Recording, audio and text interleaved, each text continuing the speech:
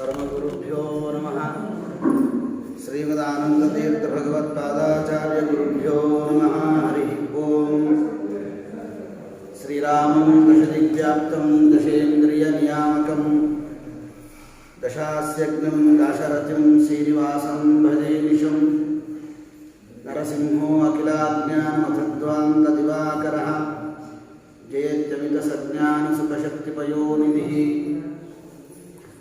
नारायणाय परिपूर्णगुणार्णवाय विश्वोदयस्थितिलयोन्यतिप्रदाय ज्ञानप्रदाय विबुधासुरसौख्यदुःखसत्कारणाय वितताय नमो नमस्ते। अभ्रमं भङ्गरहितं अजडं विमलं सदा आनन्दतीर्थमतुलं भजे तापत्रयापहम्।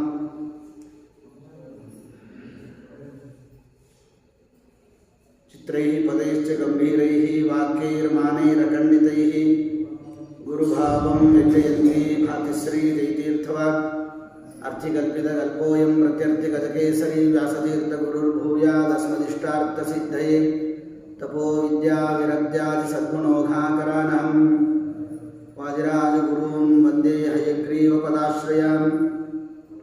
भक्तानां मानसां भोजभानवे कामधेनवे नमतां कल्पतरवे जयीन्द्रगुरवे नमः। प्रणमत्कामधेनुं च भजस्सुरतरूपं श्रीभावबोधकृत्पादचिन्तामणिमुपास्महे। श्रीमतो राघवेन्द्रस्य नमामि पदपङ्कजे कामिताशेषकल्याणकलनाकल्पपादकौ सत्याभिघ्नकराब्जोत्थां गच्छासद्वर्षपूजकां सत्यप्रमोदतीर्थार्यान् नौमि न्यायसुधारतां येरहं शुकवत्सम्यक् शिक्षितोऽस्मि कृपालुभिः तान् वन्दे आत्मतीर्थाख्यां सदा विद्यागुरुं नमः। स्वस्त्यस्तु सतां प्लवङ्गमानां गदाधिराज्यं प्लवङ्गमः केसरिनामधेयः मेरौ वासा अञ्जनया सुगात्र्या शच्या शचीकान्त इव द्युलोके।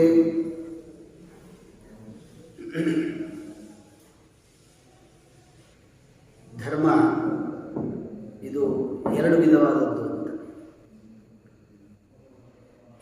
ನಾನು ಸಾಕ್ಷಾತ್ತಾಗಿ ವಿಷಯಕ್ಕೆ ಬರ್ತೇನೆ. ಯಾಕೆ ಅಂತಂದರೆ ಯಾವತ್ತೋ ಒಂದು ಬಾರಿ ಪ್ರವಚನ ಕೇಳುವವರಿಗೆ ಅದಕ್ಕೆ ಸಂಬಂಧಪಟ್ಟದ್ದೆಲ್ಲ ಹೇಳಬೇಕು. ನೀವು ಅವಿಚ್ಛಿನ್ನವಾಗಿ ಮತ್ತು ಭಗವಂತ ವಿಷಯಕವಾಗಿ ಕೇಳ್ತಾನೆ ಇರ್ತೀರಾದ್ದರಿಂದ ಹೆಚ್ಚಿನ ವಿಷಯಗಳು ಹೇಳಿದೇನೆ. ಧರ್ಮ ಅಂತ ಅನ್ನೋದು ಎರಡು ರೀತಿಯಾದ್ದು ಅಂತ. ಒಂದು ನಾವು ಮಾಡೋದು ಅಂತ ಆಚರಣೆ, ಪ್ರತಿಯೊಬ್ಬ ಜೀವ ವ್ಯಕ್ತಿ ತಾನು ಮಾಡುವುದು ಅದು ಒಂದು ಧರ್ಮ ಅಂತ. ಮತ್ತೊಂದು ಧರ್ಮ ಏನು ಅಂತಂದರೆ ಇನ್ನೊಬ್ಬರ ಮೂಲಕವಾಗಿ ಮಾಡಿಸುವುದು ಅಂತ. ಇದು ಇನ್ನೊಂದು ರೀತಿಯ ಧರ್ಮ, ಅದು ಒಂದು ಧರ್ಮನೇ. ಇವೆರಡರಲ್ಲಿ ಯಾವುದು ಉತ್ತಮ ಅಂತ ಒಂದು ಪ್ರಶ್ನೆ ಬರ್ತದೆ. ಧರ್ಮ ಅಂದಮೇಲೆ ಅದರಲ್ಲಿ ಮತ್ತು ಅಧಮ ಉತ್ತಮ ಏನು ಅಂತ ಮಧ್ಯಮಾನಗಳಿಗೆ ಪ್ರಶ್ನೆ ಬರ್ತದೆ ಅಂತ ಶಾಸ್ತ್ರದಲ್ಲಿ ಅಲ್ಲೆಲ್ಲೆಲ್ಲ ಹೇಳ್ತಾರೆ, ಇದನ್ನು ಸೂಕ್ಷ್ಮವಾಗಿ ಹೇಳಿರ್ತಾರೆ. ನಾನು ಧರ್ಮವನ್ನು ಮಾಡಿದರೆ ನನಗೆ ಪುಣ್ಯ ಬರ್ತದೆ, ಜ್ಞಾನ ಬರ್ಬೋದು, ದೇವರ ಅನುಗ್ರಹ ಆಗ್ಬೋದು, ಇನ್ನೇನೂ ಆಗ್ಬೋದು. ಆದರೆ ಅದೇ ಧರ್ಮವನ್ನು ಒಂದು ಸಂಧ್ಯಾವಂದನೆ ಇರ್ಬೋದು, ಒಂದು ದೇವರ ಪೂಜೆ ಇರ್ಬೋದು, ಏಕಾದಶಿ ಇರ್ಬೋದು, ನಾನು ಇನ್ನೊಬ್ಬರ ಮೂಲಕವಾಗಿ ಮಾಡಿಸ್ತೇನೆ. ನೀನು ಏಕಾದಶಿ ಮಾಡು, ನಿನಗೆ ದೇವರ ಅನುಗ್ರಹ ಆಗತ್ತೆ. ನೀನು ಸಂಧ್ಯಾವಂದನೆ ಮಾಡು, ನಿನಗೆ ಬ್ರಾಹ್ಮಣ್ಯ ಉಳಿಯೋದು. ಹೀಗೆ ಇನ್ನೊಬ್ಬ ವ್ಯಕ್ತಿ ಮೂಲಕವಾಗಿ ನಾವೇನು ಧರ್ಮವನ್ನು ಮಾಡಿಸ್ತೀವಲ್ಲ ಅದು ಹೆಚ್ಚಿನ ಫಲ ಅಂತ ಹೇಳ್ತಾರೆ ಶಾಸ್ತ್ರಗಳು ಹೇಳ್ತಾರೆ. ಇವತ್ತು ಒಬ್ಬ ಗುರು ಶಿಷ್ಯನಿಗೆ ಒಂದು ಮಂತ್ರವನ್ನು ಉಪದೇಶ ಮಾಡಿ ಇದನ್ನು ನೀನು ಮಾಡು ಅಂತ ಹೇಳಿದಾಗ ಆ ಜೀವ ಶಿಷ್ಯ ಮಂತ್ರ ಪಠನೆ ಮಾಡಿದರೆ 8 ಪಟ್ಟು ಗುರುಗಳಿಗೆ ಬರುತ್ತೆ ಅಂತ ಶಾಸ್ತ್ರವಿದೆ. ಅಂತೂ ಶಾಸ್ತ್ರ ನಮಗೆ 2 ವಿಭಾಗ ಮಾಡುತ್ತೆ, ಒಂದು ತಾರತಮ್ಯ ಅಂತ ಅರ್ಥ ಗೊತ್ತಾಯ್ತಾರೆ. ಹಾಗಾಗಿ ನಾವು ಮಾಡುವ ಧರ್ಮಕ್ಕಿಂತಲೂ ಮಾಡಿಸುವ ಧರ್ಮಕ್ಕೆ ಹೆಚ್ಚಿನ ಫಲ ಅಂತ, ಹೆಚ್ಚಿನ ಫಲ ಅಂತ. ಹಾಗಾಗಿ ಇವತ್ತು ನೀವಂದರೂ ಪ್ರತಿಯೊಂದು ಮಠಗಳಲ್ಲಿ ಅಥವಾ ಮನೆಗಳಲ್ಲಿ ಯಾರಾದರೂ ಭಾಗವತ ಹೇಳಿಸೋದಿರ್ಬೋದು, ಅಥವಾ ಮಠಗಳಲ್ಲಿ ಹೀಗೆ ಎಲ್ಲೆಲ್ಲಿ ಧರ್ಮ ಅಂತ ಅನ್ನೋದು ಪ್ರವಚನ ಮೂಲಕವಾಗಿರ್ಬೋದು, ಇನ್ಯಾವುದೋ ಯಜ್ಞಯಾಗಾದಿಗಳ ಮೂಲಕ ಇರ್ಬೋದು, ಅದೇನು ಮಾಡಿಸ್ತೀರಿ ನೋಡ್ರಿ ಅದು ಹೆಚ್ಚಿನ ಫಲ ಅಂತ. ಹಾಗಾಗಿ ಶ್ರವಣಾಧಿಕಾರಿಗಳಿಗೇನೆ ನಿಜವಾಗಿಯೂ ಧನ್ಯವಾದಗಳನ್ನು ಹೆಚ್ಚು ಹೇಳಬೇಕು ಅಂತ. ಗುರುಗಳಿಗೆ ಹೇಳಿದ ನಂತರದಲ್ಲಿ ಶ್ರವಣಾಧಿಕಾರಿ, ಯಾಕೆ ಶ್ರವಣಾಧಿಕಾರಿಗಳಿಲ್ಲ ಅಂದರೆ ಮಾಡಿಸೋದು ಹೇಗೆ ಅಂತ, ಆ ಪ್ರಧಾನ ಧರ್ಮ ಉಳಿದು ಬಿಡುತ್ತದೆ ಅಂತ. ಬರೀ ಹಿಂದಿನ ಕಾಲದಲ್ಲಿ ಬರೀ ಮಾಡೋದಷ್ಟೇ ಇರ್ತಿತ್ತು. ಬಹಳ ಕಷ್ಟ ಆಗಿನ ಕಾಲಕ್ಕೆ ಪ್ರೋಷ್ಠಪ ದಿನ ಅಥವಾ ಸಪ್ತಾಹ ಕ್ರಮ ಅಂತಂದರೆ ಭಾರಿ ದೊಡ್ಡ ಉತ್ಸವ ಅಂತ ಖಂಡಿತವಾಗಿ ಅದು. ಇವಾಗೂ ಅದೇ ರೀತಿಯಾಗಿ ಮಾಡಬೇಕು. ಯಾಕಂದರೆ ಆಗಿನ ಕಾಲದಲ್ಲಿ ಈ ರೀತಿಯಾಗಿ ಮಾಡಿಸುವವರು ವ್ಯಕ್ತಿಗಳು ಬಹಳ ಕಡಿಮೆ ಇತ್ತು ಅಂತ. ಆದರೆ ಈಗ ಹಾಗಿಲ್ಲ. ದೇವರ ಅನುಗ್ರಹದಿಂದ ನಿಜವಾಗಿಯೂ ಹೆಚ್ಚಿನ ಸಂಖ್ಯೆಯಲ್ಲಿ ಮತ್ತು ಪಾಠ ಪ್ರವಚನಗಳು ಆಗ್ತಾ ಇದೆ ಅಂತಂದರೆ ಅದು ಭಗವಂತನ ಪೂರ್ಣಾನುಗ್ರಹನೇ, ಅದು ಗುರುಗಳ ಅನುಗ್ರಹ ಇದ್ರೇ ಆಗತ್ತೆ ಅಂತ. ಹಾಗಾಗಿ ಗುರುಗಳಿಗೆ ಹೇಗೆ ನಾವೊಂದು ಧನ್ಯವಾದಗಳು ನಮಸ್ಕಾರಗಳನ್ನು ತಿಳಿಸ್ತೀವಿ, ಹಾಗೆ ಶ್ರೋತ್ರಿಯರಿಗೂ ನಾವು ತಿಳಿಸ್ಬೇಕು. ಯಾರು ಶ್ರೋತೃಗಳು ಇದ್ದಾರೆ, ಶ್ರೋತ, ಅವ್ರಿಗೂ ನಾವು ತಿಳಿಸ್ಬೇಕು. ಯಾಕಂದರೆ ಧರ್ಮವನ್ನು ರಕ್ಷಣೆ ಮಾಡುವರು ಅಂತ. ಧರ್ಮ ಮಾಡೋದಕ್ಕಿಂತಲೂ ಧರ್ಮ ರಕ್ಷಣೆ ಏನದಲ್ಲ, ಇದು ಬಹಳ ದೊಡ್ಡದು ಅಂತ. ಹಾಗಾಗಿ ಆ ದೃಷ್ಟಿಕೋನದಲ್ಲಿ ವಿಚಾರ ಮಾಡ್ತಾ ಹೇಳಿದ ಅದೇ ಭಾವನೆ ಪ್ರಾತಸಂಕಲ್ಪ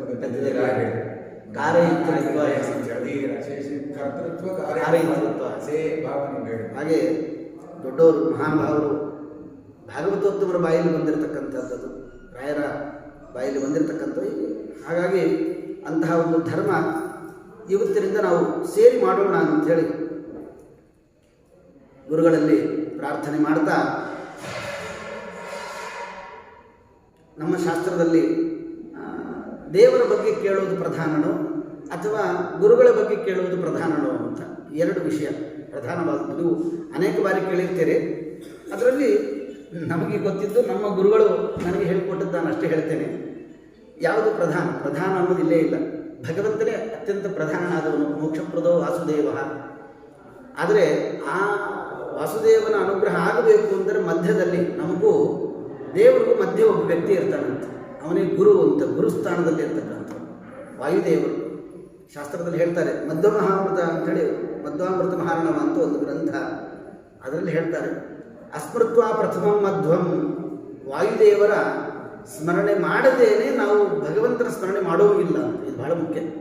ಇದು ನಮ್ಮ ಶಾಸ್ತ್ರದ ಮೂಲ ವಿಷಯ ಅಂತ ತಿಳ್ಕೋದು. ಅನೇಕ ಬಾರಿ ನೀವು ಕೇಳಿರ್ತೀರಿ, ಅಸ್ಮೃತ್ವ ಪ್ರಥಮಂ ಮಧ್ವಂ. ಹೀಗಾಗಿ ಮಧ್ವಾಚಾರ್ಯರು ವಾಯುದೇವರ ಗುರುಗಳು ಅಂತ ಏನಿರ್ತಾರೆ, ಗುರುಗಳ ಸ್ಮರಣೆ ಮಾಡದೇನೆ ನಾವು ದೇವರ ಹತ್ರ ಹೋದರೆ ದೇವರು ಕಣ್ಣು ಮುಚ್ಕೊಂಡ್ಬಿಡ್ತಾನಂತೆ. ನೀನು ಅವನ ಸ್ಮರಣೆ ಮಾಡಿ, ನನ್ನ ಶಿಷ್ಯನ ಸ್ಮರಣೆ ಮಾಡಿ ನನ್ನ ಹತ್ರ ಯಾಕೆ ಬಂದಿ ಅಂತ ಹಿಂಗೆ ಮುಚ್ಕೊಂಡ್ಬಿಟ್ರೆ ಏನು ಮಾಡೋದು ಅಂತ. ಹೌದಿಲ್ಲ, ದೇವರ ದೃಷ್ಟಿನೇ ಬೀಳೋದಿಲ್ಲ ಅಂತ. ಹಾಗೆ ಇದು ನಮ್ಮ ಶಾಸ್ತ್ರ ಹೇಳ್ತದೆ, ಅಸ್ಮೃತ್ವ ಪ್ರಥಮ ಮತ್ತು ಆಮೇಲೆ ಭಗವಂತನ ಸ್ಮರಣೆ ಮಾಡಿದರೆ. ಹೀಗಾಗಿ ಮೊದಲು ವಾಯುದೇವರ ಸ್ಮರಣೆ ಮಾಡದೆ ದೇವರ ಸ್ಮರಣೆ ಮಾಡಿದರೆ ಅದು ಬೇಡ. ಉದಾಹರಣೆ ಮಾಡಿ ಬೇರೆ ಕೊಟ್ಟಿದ್ದಾರೆ. ಅಂತೂ ನಮ್ಮ ಕರ್ಮಗಳೆಲ್ಲ ವ್ಯರ್ಥ ಅಂಥೇಳಿ ಆ ವಾಕ್ಯದಲ್ಲಿ ಹೇಳಿದ್ದಾರೆ. ಆದ್ದರಿಂದ ಅದಕ್ಕೋಸ್ಕರವಾಗಿ ಈ ನಿಜವಾಗಿಯೂ ವಾಲ್ಮೀಕಿ ರಾಮಾಯಣದಲ್ಲಿ ಈ ಏನು ಹನುಮಂತ ದೇವರ ಚರಿತ್ರೆ ಅದು ಉತ್ತರಕಾಂಡದಲ್ಲಿ ಬರ್ತಕ್ಕಂಥದ್ದು. ಆದರೆ ಪಂಡಿತಾಚಾರ್ಯರು, ನಾರಾಯಣ ಪಂಡಿತಾಚಾರ್ಯರು ಇಲ್ಲಿ ಕಿಷ್ಕಿಂಧಾಕಾಂಡದಲ್ಲೇನೆ ಹನುಮಂತನ ಬಗ್ಗೆ ನಮಗೆ ತಿಳಿಸ್ಕೊಡ್ತಾರೆ. ಅಂದರೆ ರಾಮದೇವರಿಗೂ ಸುಗ್ರೀವನಿಗೂ ಒಂದು ಸಖ್ಯ ಬೆಳಿಬೇಕಾಗಿದೆ. ಹಾಗೆ ಮಧ್ಯದಲ್ಲಿ ಹನುಮಂತನ ಒಂದು ಅವತಾರ ಹೇಗಾಯಿತು, ಹನುಮಂತ ಇವರಿಬ್ಬರನ್ನು ಸಖ್ಯ ಬೆಳೆಸಿದ. ಇವರಿಬ್ಬರಲ್ಲಿ ಸಖ್ಯ ಅಂದರೆ ಏನು, ಅಷ್ಟೇ ಭಗವಂತನ ಅನುಗ್ರಹವನ್ನು ಸುಗ್ರೀವನ ಮೇಲೆ ಆಗುವಂತೆ ಹನುಮಂತ ದೇವರು ಅನುಗ್ರಹ ಮಾಡ್ತಾರೆ. ಹಾಗಾಗಿ ಆ ಸಾಂದರ್ಭಿಕವಾಗಿ ಪ್ರಾರಂಭದಲ್ಲಿ ನಮಗೆ ಹನುಮಂತನ ಒಂದು ವಿಶೇಷವಾದ ಅವರ ಅವತಾರದ ಬಗ್ಗೆ ಇರ್ಬೋದು ಇತ್ಯಾದಿಗಳ ಬಗ್ಗೆ ನಮಗಿಲ್ಲಿ ಕಿಷ್ಕಿಂಧಾಕಾಂಡದ ಪ್ರಾರಂಭದಲ್ಲಿ ತಿಳಿಸ್ಕೊಡ್ತಾರೆ. ಯಾಕೆ ಹೇಳಲಿಕ್ಕೆ ಬಂದಂದರೆ, ಅಂದರೆ ಪಂಡಿತಾಚಾರ್ಯರು ಆ ರಹಸ್ಯವನ್ನು ನಮಗಿಲ್ಲಿ ಹೇಳ್ತಾ ಇದ್ದಾರೆ, ಅಸ್ಮೃತ್ವ ಪ್ರಥಮ ಮಧ್ವಂ ಅನ್ನೋದನ್ನು. ಹೀಗೆ ಪ್ರಾರಂಭದಲ್ಲೇನೆ ವಾಯುದೇವರ ಬಗ್ಗೆ ನೀವು ಮೊದಲು ತಿಳ್ಕೊಳ್ರಿ. ಯಾಕೆಂದರೆ ವಾಯುದೇವರ ಮಹಿಮಾ ಏನು ಅಂದರೆ, ಯಾವಾಗಲೂ ಯಾವುದೋ ಒಬ್ಬ ಭಕ್ತನನ್ನು ಉದ್ಧಾರ ಮಾಡೋದೇ ಅವ್ರಿಗೆ ಒಂದು ಮಹಾತ್ಮಕ್ಕೆ ದ್ಯೋತಕವಾದದ್ದು ಅಂತ. ಈಗ ದೇವರ ಅನುಗ್ರಹ ಪಡಿಬೇಕು ಅಂದರೆ ಕೇವಲ ಮಂತ್ರ ಜಪ ಅಷ್ಟೇ ಅಲ್ಲ, ಇನ್ನೊಬ್ಬ ಶಿಷ್ಯನನ್ನು ಭಕ್ತರನ್ನು ಉದ್ಧಾರ ಮಾಡುವುದು ಕೂಡ ಇದು ಭಗವಂತನ ಪ್ರೀತಿಗೆ ಕಾರಣೀಭೂತವಾದದ್ದು. ಅದಕ್ಕೋಸ್ಕರವಾಗಿ ನಮಗಿಲ್ಲಿ ಪಂಡಿತಾಚಾರ್ಯ ನಮಗೆ ಪ್ರಾರಂಭದಲ್ಲಿ ಕಿಷ್ಕಿಂಧಾಕಾಂಡದ ಪ್ರಾರಂಭದಲ್ಲಿ ವಾಯುದೇವರ ಅವತಾರದ ಬಗ್ಗೆ ನಮಗೆ ತಿಳಿಸಿಕೊಡ್ತಾರೆ. ಪ್ಲವಂಗಮಾನಂ ಗತ ಆದಿರಾಜ್ಯಂ ಪ್ಲವಂಗಮಃ ಕೇಸರಿ ನಾಮಧೇಯ ಮೇರೌ ವಾಸ ಅಂಜನೆಯ ಸುಗಾತ್ರ್ಯ ಶಚ್ಯ ಶಚೀಕಾಂತೈ ವದ್ಯುಲೋಕೆ. ಎಷ್ಟು ಚೆನ್ನಾಗಿ ನಮ್ಗೆ ಹೇಳ್ತಾರೆ. ಪ್ರಾರಂಭ ಅಂದರೆ ಕೇಸರಿ ಅಂತ ಒಬ್ಬ ಕಪಿರಾಜ, ಆ ಕಪಿಗಳಿಗೆ ವಿಶೇಷನಾದ ರಾಜನಾಗಿರ್ತಕ್ಕಂಥವನು. ಅವನಲ್ಲಿ ಮೇರು ಪರ್ವತಗಳಲ್ಲಿ ವಾಸ ಮಾಡಿಕೊಂಡಿರ್ತಕ್ಕಂಥವನು. ವಿಶೇಷವಾದ ಮೇರು ಪರ್ವತ ಅಂದರೆ ಅತ್ಯಂತ ಉತ್ತಮವಾದದ್ದು, ಬಹಳ ಶ್ರೇಷ್ಠವಾದ ಪರ್ವತ. ಅಲ್ಲಿ ತನ್ನ ಹೆಂಡತಿ ಅಂಜನಾದೇವಿಯ ಜೊತೆಗೆ ವಾಸ ಮಾಡಿಕೊಂಡಿದ್ದು. ಹೇಗಿದ್ದ ಅಂತ ಅದಕ್ಕೊಂದು ದೃಷ್ಟಾಂತ ಕೊಡ್ತಾರೆ ಶಾಸ್ತ್ರದಲ್ಲಿ. ನಾನು ಇನ್ ಜನರಲ್ಲಾಗಿ ಹೇಳ್ತಾ ಇರ್ತೇನೆ ಮಧ್ಯದಲ್ಲಿ. ಶಾಸ್ತ್ರದಲ್ಲಿ ನಮಗೆ ಉಪಮಾಗಳನ್ನು ಕೊಡ್ತಿರ್ತಾರೆ, ಹೋಲಿಕೆ, ಎಕ್ಸಾಂಪಲ್ಸ್, ದೃಷ್ಟಾಂತಗಳನ್ನು, ಹೋಲಿಕೆಗಳನ್ನು ಕೊಡ್ತಿರ್ತಾರೆ. ಕೆಲವೊಮ್ಮೆ ನ್ಯೂನೋಪಮ ಕೊಟ್ಟು ಬಿಡ್ತಾರೆ. ಅತೀ ಕಡಿಮೆ ಹೋಲಿಕೆ ಕೊಟ್ಟುಬಿಡ್ತಾರೆ, ಕೆಲವು ಅತೀ ಎತ್ತರದ ಹೋಲಿಕೆ ಕೊಟ್ಟುಬಿಡ್ತಾರೆ. ಅಲ್ಲಿ ಆ ಸಂದರ್ಭದಲ್ಲಿ ನಾವು ಉಪಮಾ ಕೇಳಬೇಕಾದ್ರೆ ಕೇವಲ ನಮಗೆ ದೃಷ್ಟಾಂತ ಎಷ್ಟು ಬೇಕು ಅಷ್ಟೇ ತಗೋಬೇಕು, ಅಷ್ಟೇ ಪೂರ್ಣವಾಗಿ ತೊಗೊಳಗಿಲ್ಲ. ನಹಿ ದೃಷ್ಟಾಂತೆ ಸರ್ವಂ ಸಾಮ್ಯಂ ಅಂತ ಶಾಸ್ತ್ರದ ವಚನ ಕೂಡ ಇದೆ. ಹೀಗಾಗಿ ಚಂದ್ರನಂತೆ ಮುಖ, ಚಂದ್ರ ಎಲ್ಲಿ ನಮ್ಮ ಮುಖ ಹೆಂಗಿರುತ್ತೆ ಹೇಳಿ, ಹೌದೇ? ಅಜಗಜಾಂತರ ವ್ಯತ್ಯಾಸ ನಿಜವಾಗಿ, ಆದರೂ ಅದರಲ್ಲಿ ಏನೋ ಒಂದು ಆಹ್ಲಾದಕರತ್ವ ಅನ್ನೋದೊಂದು ಗುಣ ಅಷ್ಟೇ ತಗೊಳ್ಳೋದು. ಹಾಗೆ ಸ್ವರ್ಗಲೋಕದಲ್ಲಿ ಶಚೀದೇವಿ ಜೊತೆಗೆ ಇಂದ್ರ ಹೇಗಿರ್ತಾನೆ ಸುಖವಾಗಿ, ಹಾಗೆ ಇವರಿದ್ದರು ಅಂತ. ಇಂದ್ರನ ಸುಖ ಏನು, ಇವರ ಸುಖ ಏನು ಹೇಳಿ, ಕೇಸರಿಯ ಸುಖ ಏನು, ಬಹಳ ವ್ಯತ್ಯಾಸ ಇದೆ. ಆದರೂ ಕೂಡ ಸುಖವಾಗಿದ್ದರು ಅನ್ನೋದಷ್ಟೇ ತಿಳ್ಕೋಬೇಕು ಅಂತ. ಪುರಾಣಗಳನ್ನು ಕೇಳಬೇಕಾದ್ರೆ ಅದು ರಾಮಾಯಣ ಇರ್ಬೋದು, ಭಾಗವತ ಇರ್ಬೋದು, ರಾಮಾಯಣ ಇರ್ಬೋದು, ಇನ್ಯಾವುದೇ ಇನ್ನಿತರ ಉಪನಿಷತ್ತು ಕೇಳಬೇಕಾದ್ರೆ ತತ್ವದ ಕಡೆ ಮಾತ್ರ ನಮ್ಮ ಲಕ್ಷ್ಯ ಇರಬೇಕು. ಉಳಿದು ಹೋಗ್ತಾ ಹೋದರೆ ಇನ್ಯಾವುದೋ ಜ್ಞಾನ ಬಂದ್ಬಿಡುತ್ತೆ. ತತ್ವದ ಕಡೆ ಗಮನ. ಜ್ಞಾನಿಗಳು ಅದೇನು ಗ್ರಂಥ ರಚನೆ ಮಾಡಿರ್ತಕ್ಕಂಥವ್ರು ಅವರ ಅಭಿಪ್ರಾಯದಲ್ಲಿ ಯಾವ ಸಂದರ್ಭದಲ್ಲಿ ಯಾವ ಶಬ್ದಗಳನ್ನು ಯಾಕೆ ಬಳಸಿದ್ರು, ಇದು ಬಹಳ ಸೂಕ್ಷ್ಮ. ಅದರಲ್ಲೂ ಅನೇಕ ತತ್ವಗಳಿರ್ತದೆ. ಮೂಲ ಶ್ಲೋಕದಿಂದ ಹೇಳುವ ಶ್ಲೋಕ ತಾತ್ಪರ್ಯ ಬೇರೆ, ಜ್ಞಾನ ಬೇರೆ, ಗೊತ್ತಾಯ್ತು. ಆದರೆ ಒಳಗಡೆ ಶಬ್ದಕ್ಕೂ ಒಂದು ಸೂಕ್ಷ್ಮವನ್ನು ಹಾಕಿರ್ತಾರೆ. ಅದೇ ದೊಡ್ಡವರ ಬಾಯಿಂದ ಕೇಳೋದು ಅಂತ ಬಹಳ ಮುಖ್ಯ. ಇದು ಭಾಗವತ ಕೇಳೋದು, ರಾಮಾಯಣ ಸಾಕ್ಷಾತ್ ವೇದವ್ಯಾಸರು ಸರ್ವಜ್ಞಮೂರ್ತಿ ಸ್ವಾಮಿ ರಚನೆ ಮಾಡಿರ್ತಾನೆ. ಅದೇ ಭಗವಂತನ ತತ್ವವನ್ನು ಜ್ಞಾನಿಗಳ ಆಚಾರ ಮೂಲಕ ಕೇಳೋದು ಹೆಂಗಿರುತ್ತೆ, ಮಧ್ವಾಚಾರ ಮೂಲಕ ಕೇಳೋದು ಹೆಂಗಿರ್ತದೆ, ರುದ್ರದೇವರ ಮೂಲಕ ಶುಕಾಚಾರ ಮೂಲಕ ಕೇಳೋದು ಹೆಂಗಿರ್ತದೆ, ಹೌದಲ್ಲ, ಸೂತರಿಂದ, ಇನ್ಯಾವುದೋ ಉದ್ಧವರಿಂದ. ಹಾಗೆ ಇವರು ಕೂಡ ಆಚಾರ್ಯರ ಕಾಲದಲ್ಲಿ ಇರ್ತಕ್ಕಂಥ ಆಚಾರ್ಯರ ದರ್ಶನ ಮಾಡಿರ್ತಕ್ಕಂಥವ್ರು ಮಹಾನುಭಾವರು. ನಮಗಿಂತಲೂ ಕೋಟಿ ಪಟ್ಟು ಜ್ಞಾನದಲ್ಲಿ, ಯೋಗ್ಯತೆಯಲ್ಲಿ, ಎಲ್ಲ ವಿಷಯಗಳ ಭಕ್ತ್ಯಾದಿಗಳಿಂದ ಉತ್ತಮರಾದರು. ಅವರ ಮೂಲಕವಾಗಿ ಅವರ ಬಾಯಿಂದ ನಾವು ಇದು ರಾಮಾಯಣ ಕೇಳೋದಂದ್ರೆ ಇದೊಂದು ದೊಡ್ಡ ಪುಣ್ಯ ಅಂತ. ಇದೊಂದು ದೊಡ್ಡ ಪುಣ್ಯ. ಯಾಕೆ ಈ ಸಂದರ್ಭದಲ್ಲಿ ಸಂಗ್ರಹ ರಾಮಾಯಣವನ್ನು ಆರಿಸಿಕೊಂಡದ್ದು ಅಂದರೆ, ದೊಡ್ಡವರ ಬಾಯಲ್ಲಿ ಭಾಗವತರ ಕೇಳೋದು, ದೊಡ್ಡವರ ಬಾಯಲ್ಲಿ ರಾಮಾಯಣ ಕೇಳೋದು ಅಂದರೆ ಅದೊಂದು ವಿಶೇಷವಾದ ತತ್ವಗಳು ನಮ್ಗೆ ಗೊತ್ತಾಗ್ತದೆ ಅಂತ. ವಾಲ್ಮೀಕಿ ಋಷಿಗಳು ಬರೆದದ್ದು ಕೇಳೋದ್ರಿಂದ ಒಂದು ಜ್ಞಾನ ಬರ್ತದೆ, ಆದರೆ ಇವರ ಮೂಲಕವಾಗಿ ಕೇಳೋದ್ರಿಂದ ಇನ್ನೂ ಹೆಚ್ಚಿನ ವಿಶೇಷವಾದ ಜ್ಞಾನ ಅಂತ. ಅದಕ್ಕೆ ಅದರ ಹೆಸರೇ ಸಂಗ್ರಹ ಅಂತ. ಹಾಗಾಗಿ ವಾಲ್ಮೀಕಿ ಋಷಿಗಳು ಬರೆದದ್ದನ್ನು ಸಂಗ್ರಹ ಮಾಡಿರ್ತಾರೆ, ಆಚಾರ್ಯ ಬರೆದದ್ದನ್ನು ಸಂಗ್ರಹ ಮಾಡಿರ್ತಾರೆ. ಎಲ್ಲವೂ ತಮ್ಮ ಅಭಿಪ್ರಾಯ. ಯಾಕಂದ್ರೆ ನಾವು ಇವತ್ತು ನಮ್ಮ ಸಿದ್ಧಾಂತ ಇರೋದೇ ಟೀಕಾ ಟಿಪ್ಪಣಿ ಮೇಲೆ. ಮೂಲ ಹಿಡ್ಕೊಂಡು ನಾವು ಹೋದರೆ ಏನೂ ಬರೋದಿಲ್ಲ, ABCD ಜ್ಞಾನ ಕೂಡ ಬರೋದಿಲ್ಲ. ನಿಜವಾಗ್ಲೂ ಎಲ್ಲ ಗೊಂದಲಮಯ, ಸಂಶಯನೇ ಹುಟ್ಬಿಡ್ತಾ ಹೊರತು ಜ್ಞಾನ ಬರೋದೇ ಇಲ್ಲ. ಟಿಪ್ಪಣಿಕಾರ ಇದ್ದರೇನೆ ತತ್ವಜ್ಞಾನ ಸರಿಯಾಗಿ ಗೊತ್ತಾಗ್ತದೆ. ಹಾಗೆ ಅಂತಹ ಮಹಾನುಭಾವರು ಆಚಾರ್ಯರ ಪೂರ್ಣಾನುಗ್ರಹ ಪಾತ್ರ ಆದವರು. ಹಾಗೆ ಅವರ ಮುಖದಿಂದ ನಾವು ಈ ಒಂದು ರಾಮಾಯಣ ವಾಯುದೇವರ ಕಥೆಯನ್ನು ನಾವು ಕೇಳಬೇಕು. ಆದ್ದರಿಂದ ಶಚೀಕಾಂತ ಇವದ್ದಿಲೋಕೆ, ಹೀಗಾಗಿ ಆ ಹೋಲಿಕೆ ಏನದಲ್ಲ, ಅಲ್ಲಿ ಇಂದ್ರ ಹೇಗೆ ಸುಖವಾಗಿದ್ದ ಹಾಗೆ ಇಲ್ಲಿಯೂ ಕೂಡ ಕೇಸರಿ ಎನ್ನುವ ಕವಿ ಅವನು ಕೂಡ ತನ್ನ ಹೆಂಡತಿಯ ಜೊತೆಗೆ ಅಲ್ಲಿ ವಾಸ ಮಾಡಿಕೊಂಡಿದ್ದ ಅಂತ ಹೇಳ್ತಾರೆ. ಹಂತುಂ ಭರದ್ವಾಜಂ ಅಭಿದ್ರವಂತಂ ಸಿಂಧೋಸ್ತಟಿ ಸಿಂಧುರ ಉನ್ಮಮ. ಏನು ಜ್ಞಾನಿಗಳ ಮಾತು ನೋಡ್ರಿ. ಕೆಲವೊಮ್ಮೆ ಅದು ಹೇಗಿರುತ್ತೆ ಅಂದರೆ, ದೊಡ್ಡವರ ಮಾತು ನಿಜವಾದ ಭಕ್ತನಾಗಿದ್ದ ಅಂತಂದರೆ ಅವನಿಗೆ ಅರ್ಥ ಆಗಿಬಿಡುತ್ತೆ. ಅದೇ ಅಹಂಕಾರಯುತವಾಗಿ ನಾವು ಓದಲಿಕ್ಕೆ ಹೋದರೆ ನಿಜವಾಗ್ಲೂ ಅದು ಅರ್ಥನೇ ಗೊತ್ತಾಗುತ್ತೆ, ಮೇಲಿನ ಅರ್ಥ ಮಾತ್ರ ಗೊತ್ತಾಗ್ತದೆ ಅಷ್ಟೇ. ಜ್ಞಾನಿಗಳಿಗೆ ಒಳಗಿನ ಅರ್ಥ ಗೊತ್ತಾಗ್ತದೆ. ನಮ್ಮ ಶಾಸ್ತ್ರದಲ್ಲಿ ಕೊಡೋ ಒಂದು ಉದಾಹರಣೆ ಇದೆ, ದರ್ವಿ ಪಾಕರ ಸಂಯತ ಅಂತ. ದರ್ವಿ ಪಾಕರ, ದರ್ವಿ ಅಂದರೆ ಸೌಟು. ಹೆಣ್ಮಕ್ಳು ನೀವೆಲ್ಲ ಅಡುಗೆ ಮಾಡಿರ್ತೀರಿ, ಹೌದೇ ಇಲ್ಲ? ಅಡುಗೆ ಮಾಡಬೇಕಾದ್ರೆ ಕೆಲವು ಹಿಂಗೆ ರುಚಿ ನೋಡಿಬಿಟ್ಟಿರ್ತಾರೆ, ಬಡಿಸ್ಬೇಕಾದ್ರೆ ನೋಡ್ತಿರ್ತಾರೆ. ನೀವೇ ಅಂತಾರೆ ಸಾಮಾನ್ಯವಾಗಿ ಹೆಣ್ಮಕ್ಳು ಸ್ವಭಾವ, ಉಪ್ಪು ಸರಿ ಇದೆಯಲ್ಲೋ, ಬೀಗರು ಬಂದಾರ, ಇಲ್ಲಾಂದ್ರೆ ಮರ್ಯಾದೆ ಹೋಗ್ಬಿಡುತ್ತೆ ಅಂಥೇಳಿ ಅಲ್ಲೇ ಸಾರು ರುಚಿ ಕುಡಿದ್ಬಿಟ್ಟು ಚೆನ್ನಾಗಿದೆ ಅಂತ ಹೇಳ್ತಿರ್ತಾರೆ. ಅಂತೂ ಸಾರಿನ ರುಚಿ ಯಾರಿಗೆ ಗೊತ್ತಾಗುತ್ತೆ ಅಂದರೆ ತಿಂದವ್ರಿಗೆ ಗೊತ್ತಾಗ್ತಾ ಹೊರತು ಸೌಟಿಗೆ ಗೊತ್ತಾಗೋದಿಲ್ಲ ಅಂತ. ಸಾರಿನ ಪಾತ್ರೆಯಲ್ಲಿ ನೀವು ಒಂದು ಗಂಟೆ ಇಲ್ಲ 2 ದಿವಸ ಇಡ್ರಿ ಸೌಟು ಸಾರಿನಲ್ಲಿ, ಸೌಟಿಗೆ ಏನಾದ್ರು ಜ್ಞಾನ ಗೊತ್ತಾ, ರುಚಿ ಜ್ಞಾನ ಆಗುತ್ತೆ, ಹುಳಿ ರುಚಿ ಜ್ಞಾನ ಆಗೋದಿಲ್ಲ, ತಿಂದವನಿಗೆ ಗೊತ್ತಾಗ್ತದೆ. ಹಾಗೆ ದರ್ವಿ ಪಾಕರ ಸಂಗತ ಅಂತ. ಹಾಗೆ ಶಾಸ್ತ್ರದ ಜ್ಞಾನ ಆಗಬೇಕು ಅಂದರೆ ಅದಕ್ಕೊಂದು ಯೋಗ್ಯತೆ ಬೇಕು ಅಂತ. ಮೂಲ ಶಬ್ದಗಳ ಅರ್ಥ ನಾವು ನೋಡ್ಕೊತಾ ಹೋದರೆ ಗೊತ್ತಾಗ್ತಿಲ್ಲ ಅಂದ್ರೆ ಇಲ್ಲೇ ಇಲ್ಲ. ಇದಕ್ಕೆ ಕೆಲವರು ಅನೇಕ ಜನ ವ್ಯಾಖ್ಯಾನ ಮಾಡ್ತಾರೆ. ಅಂದರೆ ವ್ಯಾಖ್ಯಾನಕಾರನ ನಾನು ನಿಂದನೆ ಮಾಡ್ತಾ ಇಲ್ಲ, ಅಂತೂ ದೊಡ್ಡವರ ಮಾತು ಅರ್ಥ ಆಗಲಿಕ್ಕೂ ದೇವರ ಅನುಗ್ರಹ ಬೇಕು, ಇಲ್ಲಾಂದರೆ ಅರ್ಥ ಆಗೋದೇ ಇಲ್ಲ ಅಂತ. ಭಾಳ ಸೂಕ್ಷ್ಮ ಇದು ಶಾಸ್ತ್ರ. ಇದು ಇಲ್ಲಿ ಹಂತುಂ ಭರದ್ವಾಜಂ ಅಭಿದ್ರವಂತಂ, ನೀವೆಲ್ಲ ಅನೇಕ ಬಾರಿ ಕೇಳಿರ್ತೀರಾದ್ರಿಂದ ಶಬ್ದ ಹೇಳಿದರೆ ಅರ್ಥ ಆಗಿಬಿಡ್ತದೆ. ಹಂತುಂ ಭರದ್ವಾಜಂ ಅಭಿದ್ರವಂತಂ, ಭರದ್ವಾಜ ಋಷಿಗಳನ್ನು ಕೊಲ್ಲಬೇಕು, ತಿನ್ನಬೇಕು ಅಂತೇಳಿ, ಸಂಹಾರ ಮಾಡಬೇಕು ಅಂತೇಳಿ ಒಂದು ಆನೆ ಬರ್ತಿತ್ತು. ಅದು ಕಥೆ ಹೇಳ್ತಾ ಇದ್ದೀನಿ. ಎಲ್ಲಿ ಅದು ಪ್ರಸಂಗ ಅಂದರೆ ಸಿಂಧೋಸ್ತಟೆ ಸಿಂಧುರಂ ಉನ್ಮಮಾಂದಂ. ಸಿಂಧೋಸ್ತಟೆ ಅಂತಂದ್ಬಿಟ್ಟು ಸಿಂಧು ಅಂದರೆ ಏನು ಅಂತ. ಸಿಂಧು ಶಬ್ದಕ್ಕೆ ಸಾಮಾನ್ಯವಾಗಿ ನಮ್ಮ ಸಂಸ್ಕೃತದಲ್ಲಿ ಸಮುದ್ರ ಅಂತ ಒಂದು ಅರ್ಥ ಇದೆ. ಹೀಗಾಗಿ ಸಮುದ್ರದ ತೀರದಲ್ಲಿ ಭರದ್ವಾಜ ಋಷಿಗಳು ತಪಸ್ಸು ಮಾಡ್ತಾ ಕೂತಿದ್ರು. ಒಂದು ಆನೆ ಬಂತು. ಇವರು ಆನೆ ಮಾಡುವ ಗದ್ದಲ ಅದನ್ನು ನೋಡಿ ಎಲ್ಲಿ ಋಷಿಗಳ ತಪಸ್ಸಿಗೆ ಭಂಗ ಆಗತ್ತೋ ಅಂತ ವಿಚಾರ ಮಾಡಿ ದೂರದಲ್ಲಿ ಕೇಸರಿ ಕಪಿ ನೋಡ್ತಾ ಇದ್ದ. ಓಡಿ ಬಂದ, ಒಂದು ಗುದ್ದಿದ, ಅದನ್ನು ವಿಘ್ನ ಪರಿಹಾರ ಮಾಡಿದ. ಇದು ಕಥೆ. ಇಲ್ಲಿ ಸಿಂಧೋಸ್ತಟೆ ಅಂಥೇಳಿ ನಮಗೆ ಪಂಡಿತಾಚಾರ್ಯ ನಮ್ಗೆ ತಿಳಿಸ್ಕೊಡ್ತಾರೆ. ಏನು ನೋಡ್ರಿ, ಅದು ಅಡ್ಗೋಡಿ ಮೇಲೆ ದೀಪ ಇಟ್ಟಂಗಿದು. ಸಿಂಧೋಸ್ತಟೆ ಅಂದರೆ ಸಿಂಧು ಅನ್ನೋ ಸಮುದ್ರ ಅಂತ ಅರ್ಥನೋ ಅಥವಾ ನದಿ ತೀರ ಅಂತನೋ ಅರ್ಥ ಅಂತ. ಭಾಳ ಸೂಕ್ಷ್ಮ ಅದ.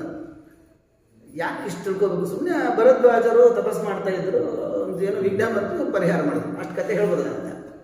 ನಮ್ಮ ಶಾಸ್ತ್ರ ಹಾಗಿಲ್ಲ. ಯಾಕಂದರೆ ಒಂದು ತತ್ವವನ್ನು ಸರಿಯಾಗಿ ತಿಳ್ಕೊಂಡಿಲ್ಲ ಅಂದರೆ ಅದು ಇನ್ನೊಂದಕ್ಕೆ ಅನ್ಯಥಾ ಜ್ಞಾನಕ್ಕೆ ಕಾರಣ ಆಗುತ್ತೆ. ಅದಕ್ಕೆ ನಾನು ಶಬ್ದ ವಿಸ್ತಾರವಾಗಿ ಹೇಳ್ತಾ ಇದ್ದೆ. ಸಿಂಧು ಅನ್ನೋ ಶಬ್ದಕ್ಕೆ ಸಮುದ್ರ ಅಂತನೂ ಅರ್ಥ, ನದಿ ಅಂತನೂ ಅರ್ಥ. ಇಲ್ಲಿ ಏನು ನಾವು ತಿಳ್ಕೋಬೇಕು ಅಂತ ಒಬ್ಬೊಬ್ಬ ವ್ಯಾಖ್ಯಾನಕಾರರು ಒಂದೊಂದು ರೀತಿ ನಮ್ಗೆ ಹೇಳ್ತಾರೆ.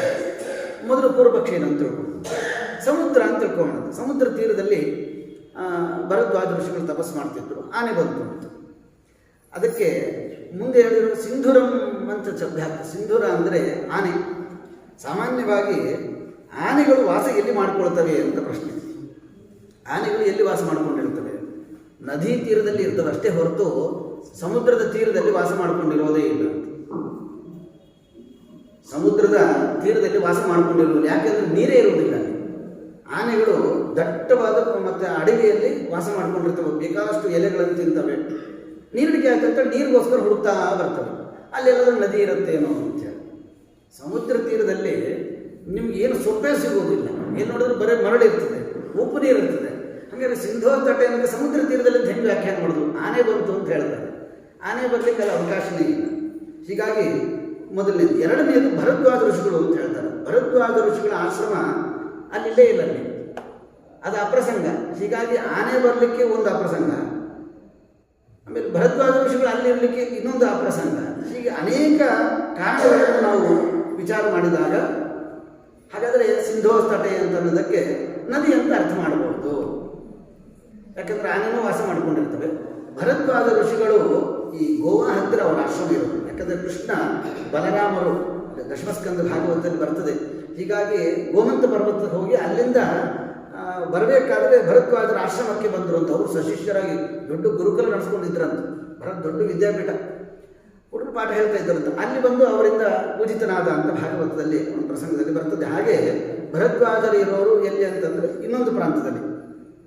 ಹಾಗಾಗಿ ನದಿ ತಟೆ ಅಂತ ಅನ್ನೋದು ವ್ಯಾಖ್ಯಾನ ಸರಿ ಅಂತ ಒಂದು ಸಲ ಅನಿಸ್ತದೆ. ಮತ್ತೊಂದು ರೀತಿಯ ವ್ಯಾಖ್ಯಾನ, ಅವರು ತೀರ್ಥಯಾತ್ರೆ ಹೊರಟಿದ್ರು ಅಂತ ಒಂದು ಪ್ರಸಂಗ ಇದೆ. ಹೀಗಾಗಿ ತಮ್ಮ ಆಶ್ರಮದಿಂದ ಅವರು ತೀರ್ಥಯಾತ್ರೆಗೋಸ್ಕರ ಹೋಗ್ತಾ ಹೋಗ್ತಾ ಹೋಗ್ತಾ ಸಮುದ್ರಕ್ಕೆ ಹೋಗಿರ್ಬೋದು.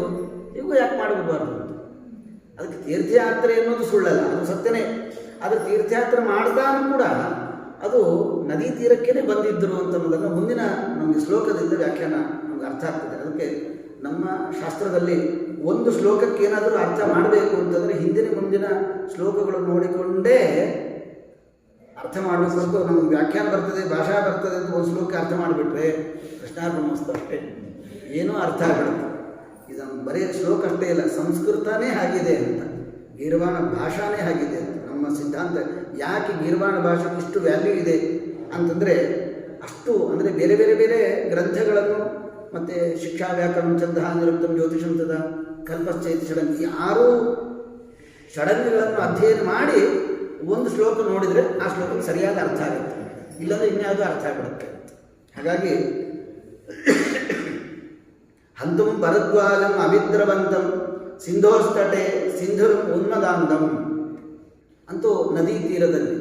ತೀರ್ಥ ಅನ್ನೋ ಶಬ್ದಕ್ಕಿಲ್ಲಿ ನೋಡಿ, ಅಲ್ಲಿ ಸೂಕ್ಷ್ಮ ಮುಂದಿನ ಇದರಲ್ಲಿ ಬರ್ತದೆ. ತಂ ಶಂಖಪೂರ್ವ ಶಬಲಂ ಸಹತ್ವ ತೀರ್ಥಂ ಅಂತ ಹೇಳ್ತಾರೆ. ಮುನೀನಾಂ ಅಭಯಂ ಚಕಾರ, ಮುನೀನಾಂ ತೀರ್ಥಂ ಅಭಯಂ ಚಕಾರ. ಎಷ್ಟು ಸೂಕ್ಷ್ಮ ನೋಡಿ, ಮುನೀನಾಂ ಅಭಯಂ ಚಕಾರ, ಋಷಿಮುನಿಗಳಿಗೆ ಅಭಯ ಕೊಟ್ಟ ಅಂತ. ತೀರ್ಥ ಶಬ್ದ ಅಪ್ರಸಂಗ ಅಂತ ಆಗುತ್ತೆ. ಅದಕ್ಕೆ ಮುನೀನಾಂ ತೀರ್ಥಂ ಅಂತ, ಮುನಿಗಳು ಮತ್ತು ತೀರ್ಥವನ್ನು ಅಭಯಂ ಚಕ, ಅಲ್ಲಿ ಯಾವುದೇ ರೀತಿಯ ತೊಂದರೆ ಇದ್ದಿದ್ದಂತೆ ಮಾಡಿದರು. ಹೀಗೆ ವ್ಯಾಖ್ಯಾನ ಮಾಡಿದ್ರೇ ಅಲ್ಲಿ ಅನ್ವಯ ಆಗುತ್ತೆ. ಹಾಗಾದರೆ ತೀರ್ಥ ಅಂದರೆ ಏನು ಒಂದು ಪ್ರಶ್ನೆ. ಸಮುದ್ರಕ್ಕೆ ಅನ್ನೋದಿಲ್ಲ ಯಾವತ್ತೂ ಕೂಡ, ನದಿಗಳಿಗೆ ತೀರ್ಥ ಅಂತ ಕರೀತಾರೆ. ತೀರ್ಥ ಅನ್ನೋ ಶಬ್ದಕ್ಕೆ ಎಲ್ಲಿ ಸ್ನಾನ ಮಾಡಲಿಕ್ಕೆ ಒಂದು ಅವಕಾಶ, ಘಾಟ್ ಅಂತ ಮಾಡ್ತೀವಿ ನೋಡ್ರಿ, ಘಾಟ್ ಅಂತ ಮಾಡ್ತಾರೆ, ಅದಕ್ಕೆ ತೀರ್ಥ ಅಂತ ಸಂಸ್ಕೃತದಲ್ಲಿ ಕರೀತಾರೆ.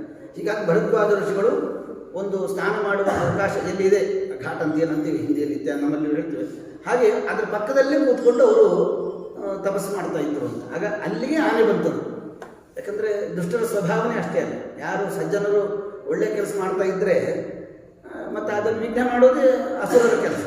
ಹಾಗಾಗಿ ಅವನು ಅಸುರ, ಅವನು ಆನೆಯ ವೇಷದಲ್ಲಿ ಬಂದಿರತಕ್ಕಂಥವನು. ಹೀಗಾಗಿ ಆ ತೀರ್ಥವನ್ನು ಹಾಳು ಮಾಡಿಬಿಟ್ರೆ ಇವರು ಸ್ನಾನಕ್ಕೆ ಇಳ್ಕೊಳ್ಳಿಕ್ಕೆ ಬರೋದಿಲ್ಲ, ಸ್ನಾನ ನಿಂತು ಹೋಗ್ಬಿಡ್ತದೆ. ಮಡಿಗೆ ಮೂಲನೇ ಸ್ನಾನ ಅಂತ, ಹೌದೇ? ನಾವು ಶುದ್ಧಿ ಆಗೋದೇ ನೀರಿನಿಂದ. ಹಾಗಾಗಿ ಸ್ನಾನಕ್ಕೆ ತೊಂದರೆ ಮಾಡಿಬಿಟ್ರೆ ಇವರು ಅಶುದ್ಧ ಆಗಲಿ. ಹೆಂಗಿದೆ ದುರ್ಜನರ ಆಲೋಚನೆ ಎಷ್ಟಿರ್ತಾರೆ. ಅದಕ್ಕೆ ನಮ್ಮ ಶಾಸ್ತ್ರದಲ್ಲೂ ಕೂಡ ವೇದವ್ಯಾಸರು ಕೂಡ ಅಲ್ಲಿಂದ ಪ್ರಾರಂಭ ಮಾಡೋದು, ಆಚರಣೆ ಶುರು ಆಗೋದೇ ಸ್ನಾನದಿಂದ, ನೀವು ಅಲ್ಲಿಂದ ಶುದ್ಧಿ ಮಾಡಿಕೊಡ್ರಿ ಅಂತ. ಅವನು ಹಾಳು ಮಾಡೋದು ಅಲ್ಲಿಂದನೇ, ನಾವು ಶುರು ಮಾಡೋದು ಅಲ್ಲಿಂದನೇ ಅಂತ. ಹಾಗಾಗಿ ದುಷ್ಟ ಆ ತೀರ್ಥವನ್ನು ನಾಶ ಮಾಡಬೇಕು ಅಂತ ಬಂದ. ಹಾಗಾಗಿ ಆವೇಕ್ಷ ದೂರಾದಪಿ ತಸ್ಯ ಕುಂಭೆ ಸ ಕೇಸರಿವತ್ ಪ್ರಭಾತ ತಂ ಶಂಖಪೂರ್ವ ಶಬಲಂ ಸಹತ್ವ.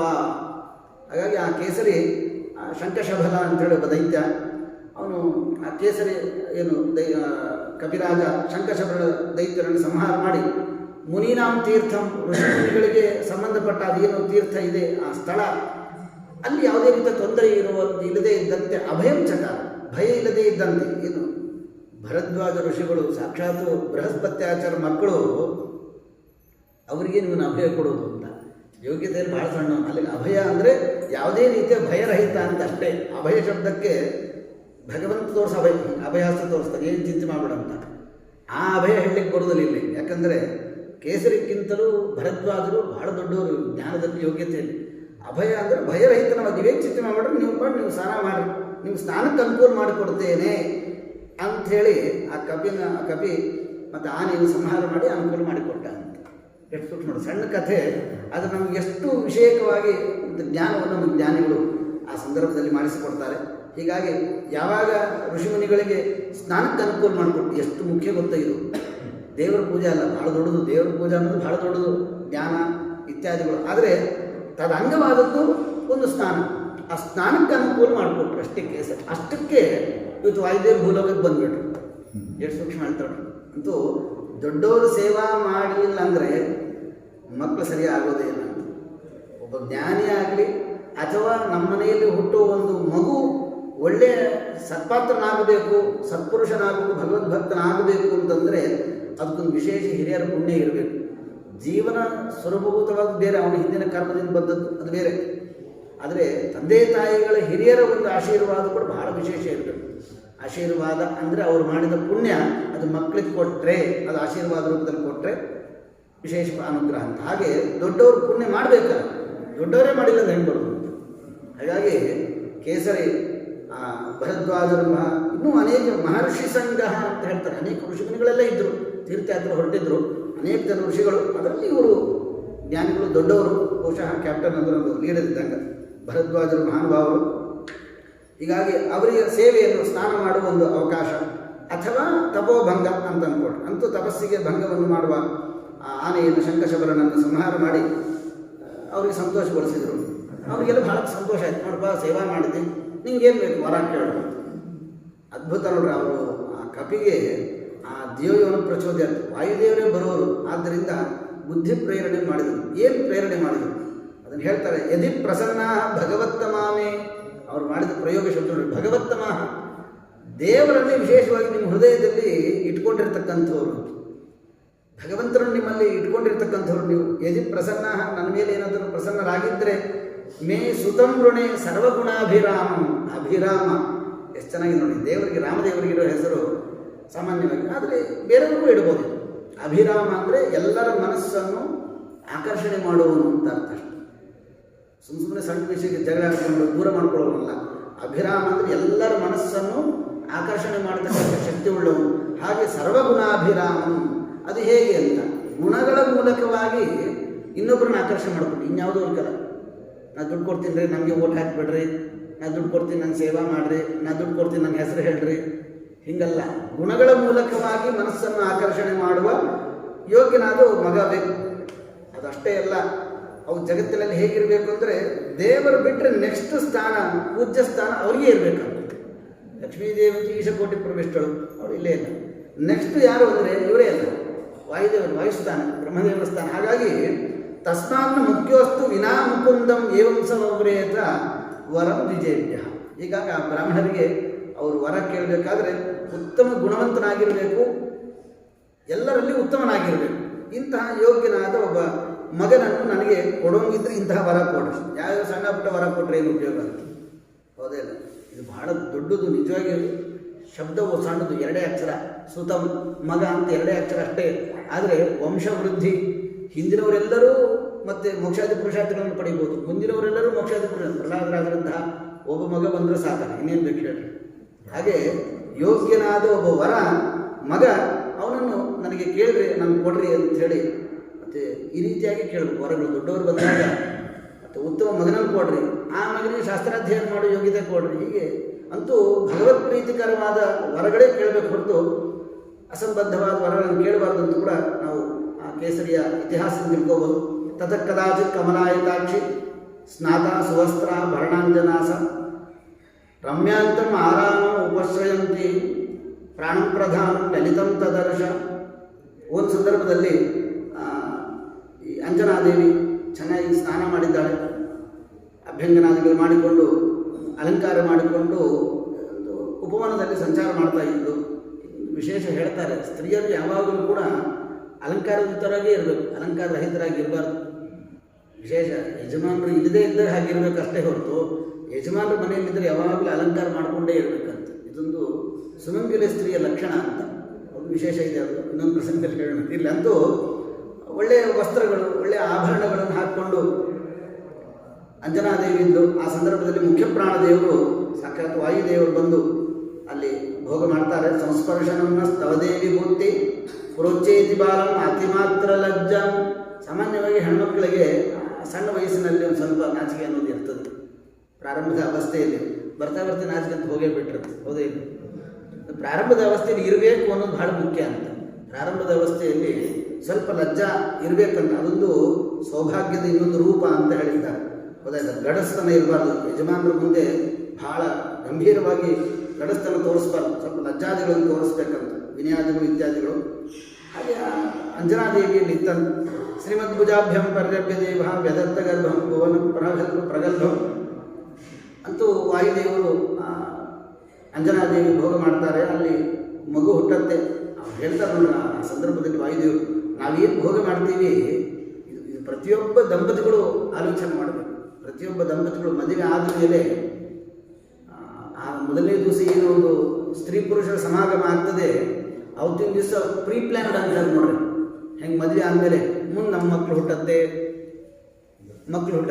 ಅವ್ರಿಗೆ LIC ಮಾಡಬೇಕು, ಅದು ಮಾಡಬೇಕು, ಇದು ಮಾಡಬೇಕು, ಅಲ್ಲಿ ಜಾಗ ತಗೋಬೇಕು, ಹೆಂಗೆ ನಾವು ಪ್ಲ್ಯಾನ್ ಮಾಡ್ಕೋತೀವಿ. ಹಾಗೆ ಅವತ್ತಿನ ದಿವಸ ಕೂಡ ಮೊದಲನೇ ದಿವಸ ಗಂಡ ಹೆಂಡತಿ ಮೊದಲು ಪ್ಲ್ಯಾನ್ ಮಾಡ್ಕೋಬೇಕಂತ ನಮ್ಗೆ ಇದನ್ನು ಹೇಳ್ತಾರೆ ನೋಡಿ. ಮಿಲಿಟ್ರಿ ಕಳಿಸ್ರಿ ಅನ್ನೋದು ಕೂಡ ಬಹುಶಃ ಹೇಳ್ದಂಗಿರುತ್ತೆ ಅನ್ಸುತ್ತೆ. ದೇಶ ರಕ್ಷಣೆಗಾಗಿ ನಾವು ಇಲ್ಲಿದ್ದು ನಾವು ದೇಶದ ಒಳಗಡೆ ಇದ್ದು ಧರ್ಮದ ಮೂಲಕ ರಕ್ಷಣೆ ಮಾಡ್ತೀವಿ, ಅವರು ಅಲ್ಲಿದ್ದು ದೇಶ ರಕ್ಷಣೆ ಮಾಡ್ತಾರೆ. ಅಂತೂ ಎಲ್ಲರೂ ದೇಶ ರಕ್ಷಣೆ ಮಾಡುವವರೇ ಅಂತ. ಅದರಲ್ಲಿ ಅತಿ ಉತ್ತಮ ಬ್ರಾಹ್ಮಣ ಅಂತ. ಯಾಕಂದರೆ ಭಗವಂತನ ಅಧೀನವಾಗಿದ್ದುಕೊಂಡು ದೇವರ ಮೂಲಕವಾಗಿ ದೇಶ ರಕ್ಷಣೆ ಮಾಡ್ತಿರ್ತೀವಿ. ಆದ್ದರಿಂದ ಉತ್ತಮ ಅಂಥೇಳಿ ಅದು ಬಹಿರಂಗವಾಗಿ ಮಾಡ್ತಾರೆ ಅಷ್ಟೇ. ಅಲ್ಲೂ ದಿವ್ಯನ ಪ್ರಚೋದಯ, ಭಗವಂತನ ಒಳಗಡೆ ನಿಂತು ಪ್ರೇರಣೆ ಮಾಡ್ತಾನೆ. ಅಂತೂ ಇದು ಉತ್ತಮ ಪಕ್ಷ ಅಂತ ಇಟ್ಕೊಂಡು ಈಗ ವಾಯುದೇವರು ತಿಳಿಸಿ, ಅಸೂತ ಸೂನಂ ತಪಸಾ ವಿನಾಶಂ ತಮಂಜನ ಸಂಜನ ಕಂಜಬಂಧು ಅನಘ್ಯ ಮಾಣಿಕ್ಯಂ ಅಣಿಪ್ರಕಾಶಂ ಪ್ರಾಚೀವ ದೇವಂ ಜಗದೇಕದೀಪ್. ಏನು ಅದ್ಭುತವಾಗಿ ಇದನ್ನು ಪಂಡಿತಾಚಾರ್ಯರು ತಿಳಿಸ್ಕೊಡ್ತಾರೆ. ಏನು ಅಂಜನಾದೇವಿ ಮಗುವನ್ನು ಪಡೆದಳು ಅಂತ ಹೇಳ್ತಾರೆ. ಇದು ಬಹಳ ಸಂಕ್ಷೇಪವಾಗಿ ಇಲ್ಲಿ ತಿಳಿಸ್ತಾರೆ. ನಿಮಗೆಲ್ಲ ಕಥೆ ಗೊತ್ತದ, ವೆಂಕಟೇಶ ಮಹಾತ್ಮೆಯಲ್ಲಿ ಕೇಳಿತ್ತು ಭವಿಷ್ಯತ್ತು ಪುರಾಣದಲ್ಲಿ. ಅಂಜನಾದೇವಿ ಮತಂಗ ಋಷಿಗಳ ಹತ್ರ ಹೋಗ್ತಾರೆ, ನೋಡ್ರಿ ಬಹಳ ವರ್ಷ ಆಯಿತು, ಮತ್ತು ನನಗೆ ಮಕ್ಕಳಾಗಿಲ್ಲ, ಏನು ಮಾಡೋದು? ಹೌದಾ, ತಪಸ್ಸು ಮಾಡು. ಆಗಿನ ಕಾಲದ ಹಾಗೇ ಇತ್ತು. ನಮ್ಗೇನಾದರೂ ಒಂದು ಒಳ್ಳೆಯದು ಮಗ ಆಗಬೇಕು, ಮಕ್ಕಳಾಗಬೇಕು, ಇನ್ನೇನಾದರೂ ಆಗಬೇಕು ಅಂದರೂ ಕೂಡ ತಪಸ್ಸಿನ ಮೂಲಕವಾಗಿಯೇ ದೇವರನ್ನು ಪ್ರಾರ್ಥನೆ ಮಾಡ್ಕೋಬೇಕು, ದೇವರು ವರ ಕೊಡ್ತಾರೆ. ಹೌದೇ? ಮಧ್ವಾಚಾರ್ಯರಾಗಿ ವಾಯುದೇವರು ಬರಲಿಕ್ಕೂ ಕೂಡ, ಮತ್ತು ಮಧ್ಯೆ ಭಟ್ರು ಅವರು ಕೂಡ ಮತ್ತು ಭಗವಂತನನ್ನು ವಿಶೇಷವಾಗಿ 12 ವರ್ಷ ತಪಸ್ಸು ಮಾಡಿದರು. ಹೌದೇ? ಹಾಗೆ ಇಲ್ಲಿಯೂ ಕೂಡ ಅಂಜನಾದೇವಿ ಮತಂಗ ಋಷಿಗಳನ್ನು ಕೇಳಿದಾಗ ಅವರು ಅದೇ ಅಲ್ಲಿ ಹೋಗು ಅಂತ ಅಡ್ರೆಸ್ ಹೇಳ್ತಾರೆ. ಎಷ್ಟು ಚಂದ ಅಡ್ರೆಸ್ ಹೇಳ್ತಾರೆ ನೋಡಿ, ಹೌದಿಲ್ಲ? ಅಡ್ರೆಸ್ ಹೇಳಿ ಅಲ್ಲಿ ಹೋಗಿ ನೀನು 12 ವರ್ಷ ತಪಸ್ಸು ಮಾಡೋದು. ಇಲ್ಲಿ ಕಪಿಶ್ರೇಷ್ಠ ಕೇಸರಿ ಅದು ಬ್ರಾಹ್ಮಣರ ಆಶೀರ್ವಾದದಿಂದ ಅವರು ವರ ಪಡೆದರು. ಇಲ್ಲಿ ಮತಂಗ ಋಷಿಗಳ ಆಜ್ಞೆಯಂತೆ ತಪಸ್ಸು ಮಾಡಿ ಅಲ್ಲಿ ವಾಯುದೇವರ ಅನುಗ್ರಹ ಬಿಡ್ತಾರೆ. ಅಂತೂ ಇಬ್ಬರು ದಂಪತಿಗಳು ಸೇರಿ ತಪಸ್ಸು ಮಾಡಿದ್ದಕ್ಕಾಗಿ ವಾಯುದೇವರಂಥ ಮಹಾನುಭಾವರು ಭಾಗವತೋತ್ತಮರು ಭೂಮಿಗೆ ಬಂದರು ಅಂತ. ಅಂದರೆ ಇದು ಯಾಕೆ ಹೇಳಿಕ್ಕೆ ಬಂದೆ ಅಂದರೆ ನಿಮಗೆ ಈ ವಿಷಯ ದಾಸರು ಜ್ಞಾನಿಗಳು ಯಾಕೆ ಹೇಳಿಕ್ಕೆ ಬಂದರು ಅಂದರೆ, ನಮ್ಮಲ್ಲಿ ಸಾಮಾನ್ಯವಾಗಿ ಒಂದು ಮಗು ಹುಟ್ಟಬೇಕು ಅಂತಂದರೆ ಏನು ಮಾಡಬೇಕು ಅಂತ, ಮಗು ಹುಟ್ಟಲಿಕ್ಕೆ ಏನು ಮಾಡಬೇಕು? ನಮ್ಮಲ್ಲಿ ಶಾಸ್ತ್ರ ಗರುಡ ಪುರಾಣ ಹೇಳ್ತಾರೆ, ಹರಿವಂಶ ಕಥಾಂಶತ್ವ ಶತಚಂಡೀ ವಿಧಾನತಃ ಭಕ್ತ್ಯಾ ಶ್ರೀ ಶಿವಮಾರಾಧ್ಯ ಪುತ್ರಂ ಉತ್ಪಾದಯಿಸುವುದೀಹಿ ಅಂತ ಹೇಳ್ತಾರೆ. ಹರಿವಂಶ ಕಥಾ ಕೇಳ್ರಿ, ದೇವರ ವಂಶಾವಳಿ ಕೇಳ್ರಿ, ನಮ್ಮ ವಂಶ ಬೆಳೀತದೆ. ಇಲ್ಲ 100 ಚಂಡಿಯಾಗಿ ಮಾಡ್ರಿ ಅಂತ ನೋಡಿ, ಅದರಲ್ಲೂ ಸಾತ್ವಿಕ ರಾಸ ತಾಮಸ ಬಂದ್ಬಿಡ್ತು. ಹೌದೇ ಇಲ್ಲ? ದುರ್ಗಾದೇವಿ ಹೇಳಿದ್ದಾರೆ, ಶ್ರೀಮದಾಚಾರ್ಯ ಹೇಳಿದ ಕೆಲವು ದುರ್ಗಾ ವಿನಾಯಕು ದುರ್ಗಾದೇವಿಯನ್ನು ಉಪಾಸನೆ ಮಾಡ್ರೆ ಹೆಚ್ಚು ಅಂತ ಇಲ್ಲದಿಲ್ಲ. ಆದರೆ ಅದರಲ್ಲೂ ಮತ್ತೆ ಸಾತ್ವಿಕತೆ ಬೇರೆ ಇದೆ. ಶತಚಂಡೀ ವಿಧಾನತಃ 100 ಚಂಡಿಯಾಗಿ ಮಾಡ್ರಿ ಅಂತ. ಚಂಡಿಯಾಗ ಇದು ಸಾತ್ವಿಕತೆಯಲ್ಲಿ ಬರುವುದಿಲ್ಲ, ಗೊತ್ತಾಯ್ತು? ಅಂತೂ 100 ಒಂದು ಚಂಡಿಯಾಗಿ ಮಾಡಲಿಕ್ಕೇನೆ 1 ಲಕ್ಷ 2-3 ಲಕ್ಷ ರೂಪಾಯಿ ಖರ್ಚಾಯ್ತು. 100 ಅಂದರೆ ಅಷ್ಟೇ, ಕೋಟಿಗಟ್ಟಲೆ ಆಯಿತು. ಒಂದು ಭಾಗವತ ಹೇಳ್ತಾರೆ, ಹೌದು ಆಚಾರ ಭಾಳ ಕಷ್ಟ ಆಚಾರ, ನಾವು ಸಾಮೂಹಿಕ ಅಲ್ಲೇ ಗುಡಿಗೆ ಹೋಗಿ ಕೇಳ್ಬಿಡ್ತೀರಿ ಆಚಾರ ಅಂದ್ಬಿಡ್ತಾರೆ. ಒಂದು ಭಾಗವತ ಹೇಳ್ತಕ್ಕಂಥದ್ದು 100 ಚಂಡಿಯಾಗಿ ಮಾಡಿ ಮಕ್ಳಿಗೆ ಪಡೀರಿ ಅಂದರೆ ಯಾಕೆ ಮಾಡ್ತಾರೆ ಹೇಳ್ರಿ? ನಮ್ಮ ಮಕ್ಕಳೇ ಬೇಡ್ರಿ ಅಂತ ವಂಶದಲ್ಲಿ ಇಸ್ಬೇಡ, ಇದು ಬಂದು ದುಡ್ಡು ನಾವಿಬ್ಬರೇ ಹಂಚ್ಕೊಂಡು ಸುಖವಾಗಿದ್ಬೇಡ ಅಂತೇಳಿ. ಈ ಥರ ಇದು ಮುಂದೆ ಬರ್ತಾ ಇದೇ ಪ್ಲ್ಯಾನ್ ಮಾಡಿದ್ರು ಮಾಡ್ಬೋದೇನು? ಹೌದಲ್ಲ? ಇದು ಬಂತು ನಾವಿಬ್ಬರು ಸುಖವಾಗಿರ್ತೀವಿ, ಮಧ್ಯದಲ್ಲಿ ಇಬ್ಬರು ಬಂದರೆ ಅದು ಹಂಚೋಯ್ತಲ್ಲ. ಹಾಗೆ ಕೇಳಬೇಕು, ನಾವೇ ಸುಖವಾಗಿದ್ಬೇಡ ಅಂತ ಮನಸ್ಸಿಗೆ ಬಂದರೂ ಬರ್ಬೋದೇನು? ಅದಕ್ಕೆ ವಂಶ ಮತ್ತೆ ನಿಲ್ಲಿಸಬಾರ್ದು, ಅದು ನಮ್ಮದು ಕರ್ತವ್ಯ ಅಲ್ಲ. ಹಾಗಾಗಿ ಏನಾದರೂ ಮಾಡಿ ಮಕ್ಕಳನ್ನು ಪಡಿಬೇಕು.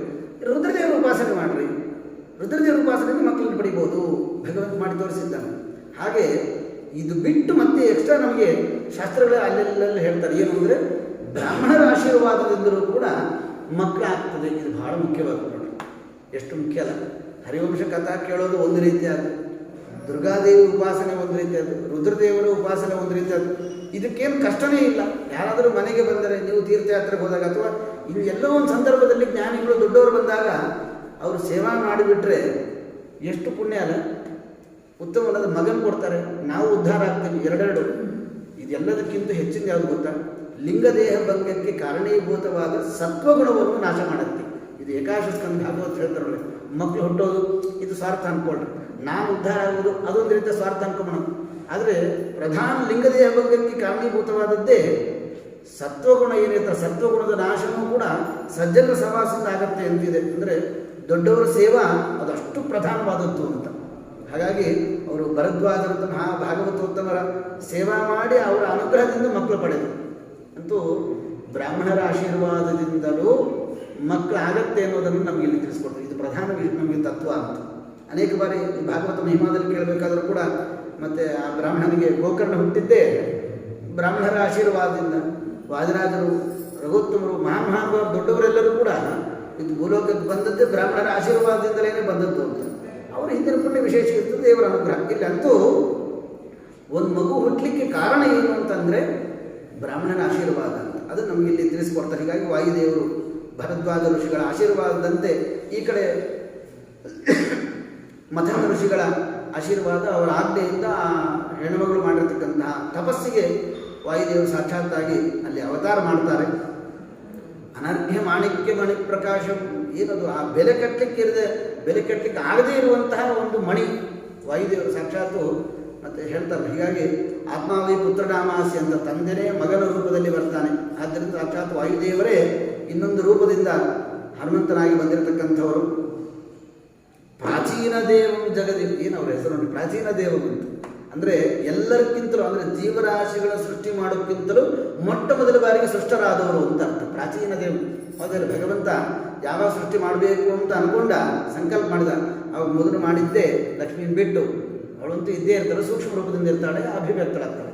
ಅದರ ಮೊದಲು ಬಂದವರೇ ಮತ್ತು ಈ ಜೀವ ಅಂತ. ಹೀಗಾಗಿ ಅಂತಹ ಪ್ರಾಚೀನ ದೇವಂ ಜಗದೇಕ ದೇವಂ, ಇಡೀ ಪ್ರಪಂಚವನ್ನೇ ಬೆಳಗಿಸುವಂಥವ್ರು, ತಮ್ಮ ಪ್ರಕಾಶದಿಂದ ಇಡೀ ಜಗತ್ತನ್ನು ಬೆಳಗಿಸುವಂತಹ ಸಾಮರ್ಥ್ಯ ಇರತಕ್ಕಂತಹ ಸಾಕ್ಷಾತ್ ವಾಯುದೇವರೇ ಹನುಮಾನ್ ಎಂಬ ರೂಪದಿಂದ ಬಂದಿರ್ತಾರೆ. ಪ್ರಾಣಾತ್ಮಕೆ ಪ್ರಾಣಸುತೆ ಪ್ರಜಾತೆ ಚೂಡಾಮಣು ಭಾಗವತೋತ್ತಮಾನ ನನಂದ ಚೇತ. ಈ ವಿಷಯ ಮೇಲಿನ ಮೇಲೆ ಭಾಗವತಾದಿಗಳಲ್ಲೂ ಬರ್ತದೆ. ಒಬ್ಬ ಜ್ಞಾನಿ ಹುಟ್ಟಿದರೆ ಜಗತ್ತಿನಲ್ಲಿ ಪ್ರಕೃತಿಯಲ್ಲಿ ಒಂದು ವೈಪರೀತ್ಯ ಇರ್ತಂತೆ. ಅದೇ ಸಂದರ್ಭದಲ್ಲಿ ಒಬ್ಬ ರಾಕ್ಷಸ ಹುಟ್ಟಿದ, ದೈತ್ಯ ದುಷ್ಟ ಹುಟ್ಟಿದಂದರೆ ಪ್ರಕೃತಿಯಲ್ಲೂ ವೈಪರೀತ್ಯ ಆಗುತ್ತೆ. ಎರಡೂ ವ್ಯತ್ಯಾಸ ಆಗುತ್ತೆ. ದುಷ್ಟ ಹುಟ್ಟಿದರೂ ಪ್ರಕೃತಿಯಲ್ಲಿ ವ್ಯತ್ಯಾಸ ಆಗುತ್ತೆ. ಒಬ್ಬ ಜ್ಞಾನಿ ದೇವತೆಗಳು ಅಥವಾ ಸಜ್ಜನರು ಇನ್ಯಾರೋ ಒಬ್ಬ ಭಗವದ್ ಭಕ್ತರು ಭೂಮಿಗೆ ಬಂದರು, ಆವಾಗ ಪ್ರಕೃತಿಯಲ್ಲಿ ವ್ಯತ್ಯಾಸ ಆಗುತ್ತೆ. ಎರಡು ಅದರದ್ದು ದುಷ್ಟಫಲ ಇರ್ತದೆ, ಇದು ಒಳ್ಳೆಯ ಫಲ ಅಂತ. ಹಾಗೆ ಯಾವಾಗ ವಾಯುದೇವರು ಭೂಲೋಕಕ್ಕೆ ಬಂದರು ಆವಾಗ ಸಂಜಾತ ಮಾತ್ರ ಶಿಶುಮದ್ಭುತಾಂಗಂ,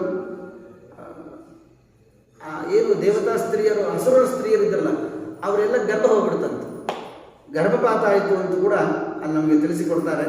ಹೀಗಾಗಿ ಪಪಾತ ಅಸುರ ಸುಂದರೀಣ, ಅಸುರ ಸ್ತ್ರೀಯರು ಏನಿರ್ತಾರೆ ಅವರು ಗರ್ಭಧಾರ ಮಾಡಿದರೆ ವಾಯುದೇವರು ಬಂದು ಕೂಡ ಅಂದರೆ ಅಲ್ಲಿಂದ ಪ್ರಾರಂಭ ಅವರು ಇನ್ನೂ ಭೂಮಿಗೆ ಬರಲಿಕ್ಕಿಲ್ಲನೇ ಆವಾಗಲೇ ದೈತ್ಯರು ನಾಶ ಮಾಡಲಿಕ್ಕೆ ಶುರು ಮಾಡಿದರು ಅಂತ. ಯಾಕೆ ಅಂದರೆ ಅಲ್ರಿ ಇವ್ರು ಬರೋದ್ರಿಂದ ಮಕ್ಕಳನ್ನು ಸಂಹಾರ ಮಾಡಿದ್ರು, ಶಿಶು ಹತ್ಯೆ ಬರೋದಿಲ್ಲ ಏನು ಅಂತ ಒಂದು. ಯಾಕಂದರೆ ಒಂದು ಕಥೆ ಎರಡು ಅರ್ಥ ಆಗುತ್ತೆ, ನಮಗೆ ಎರಡೆರಡು ಅರ್ಥವನ್ನು ಕೊಡ್ತದೆ, ಹೌದಿಲ್ಲ? ಅದು ನಾವು ಸರಿಯಾಗಿ ಅರ್ಥ ಮಾಡ್ಕೋಬೇಕು. ಯಾಕಂದರೆ ಒಂದು ಮಗು ಹುಟ್ಟಂದರೆ ಎಲ್ಲಿ ಹುಟ್ಟಿದೆ ಅದು? ಏನು ದೇವತೆಗಳ ಮಕ್ಕಳು ಹುಟ್ಟಿದ್ರೆ ಏನು? ದೈತ್ಯರ ಮಕ್ಕಳು. ಆ ಗರ್ಭದಿಂದ ಬರುವವನು ಅವನು ಮೂರ್ಖನೇ, ಭಗವದ್ ವಿರೋಧಿನೇ. ಅವನು ಮತ್ತೆ ಮುಂದೆ ಕೆಲಸ ಮಾಡೋದು ಏನಾದರೆ ದುಷ್ಟ ಕೆಲಸನೇ ಮಾಡ್ತಾರೆ, ಮತ್ತೆ ಇನ್ನೊಬ್ಬ ಸಜ್ಜನರಿಗೆ ತೊಂದರೆ ಮಾಡೋ ಕೆಲಸನೇ ಮಾಡ್ತಾನೆ ಹೊರತು ಅವನೇನು ಒಳ್ಳೆ ಕೆಲಸ ಮಾಡಲ್ಲ.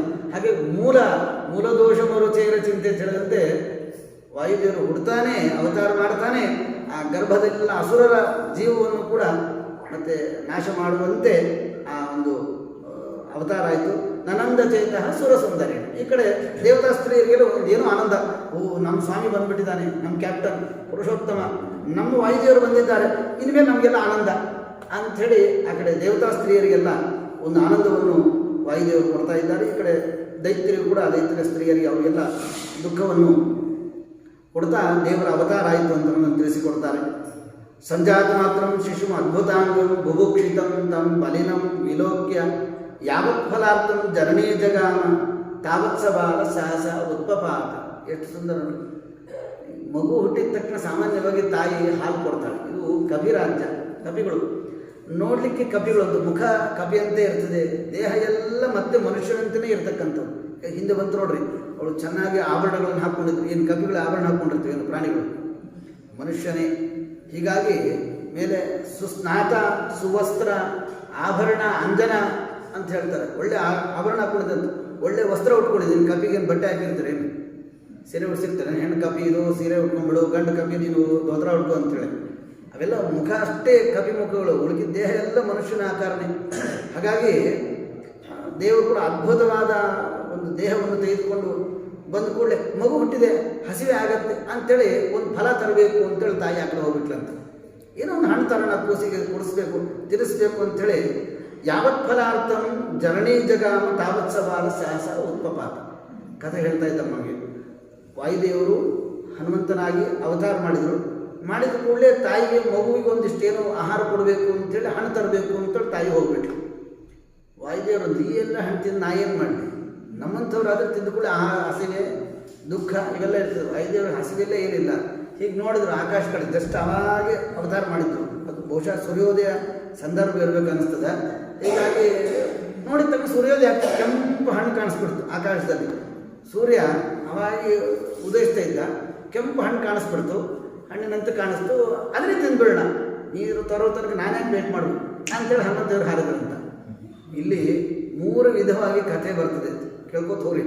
ಮೊನ್ನೆ ಕಥೆ ಕೇಳಿದ ತಕ್ಷಣ ಇದೇ ಸತ್ಯ ಅಂತ ತಿಳ್ಕೊಬೇಡ್ರಿ, ಭಾಳ ಇದೆ, ಗೊತ್ತಾಯ್ತಲ್ಲ. ಯಾಕಂದ್ರೆ ಜಗತ್ತಿನಲ್ಲಿ ಇದರ ವಿಷಯಕವಾಗಿ ಎಷ್ಟೋ ಅಧ್ಯಯನ ಬಂದುಬಿಟ್ಟಿದೆ, ಏನೇನೋ ತಿಳಿಸ್ಬಿಟ್ಟಿದ್ದಾರೆ, ಅನೇಕ ಇದೆ, ಸೂಕ್ಷ್ಮ ಇದೆ, ಹೇಳೋಣ ಅಂತ ಇರ್ರಿ. ಅಂತ ಯಾವತ್ ಫಲಾರ್ಥಂ ಜನನೀ ಜಗಾಮ, ಫಲಕ್ಕೋಸ್ಕರವಾಗಿ ತಾಯಿ ಆ ಕಡೆ ಹೋದ್ರು.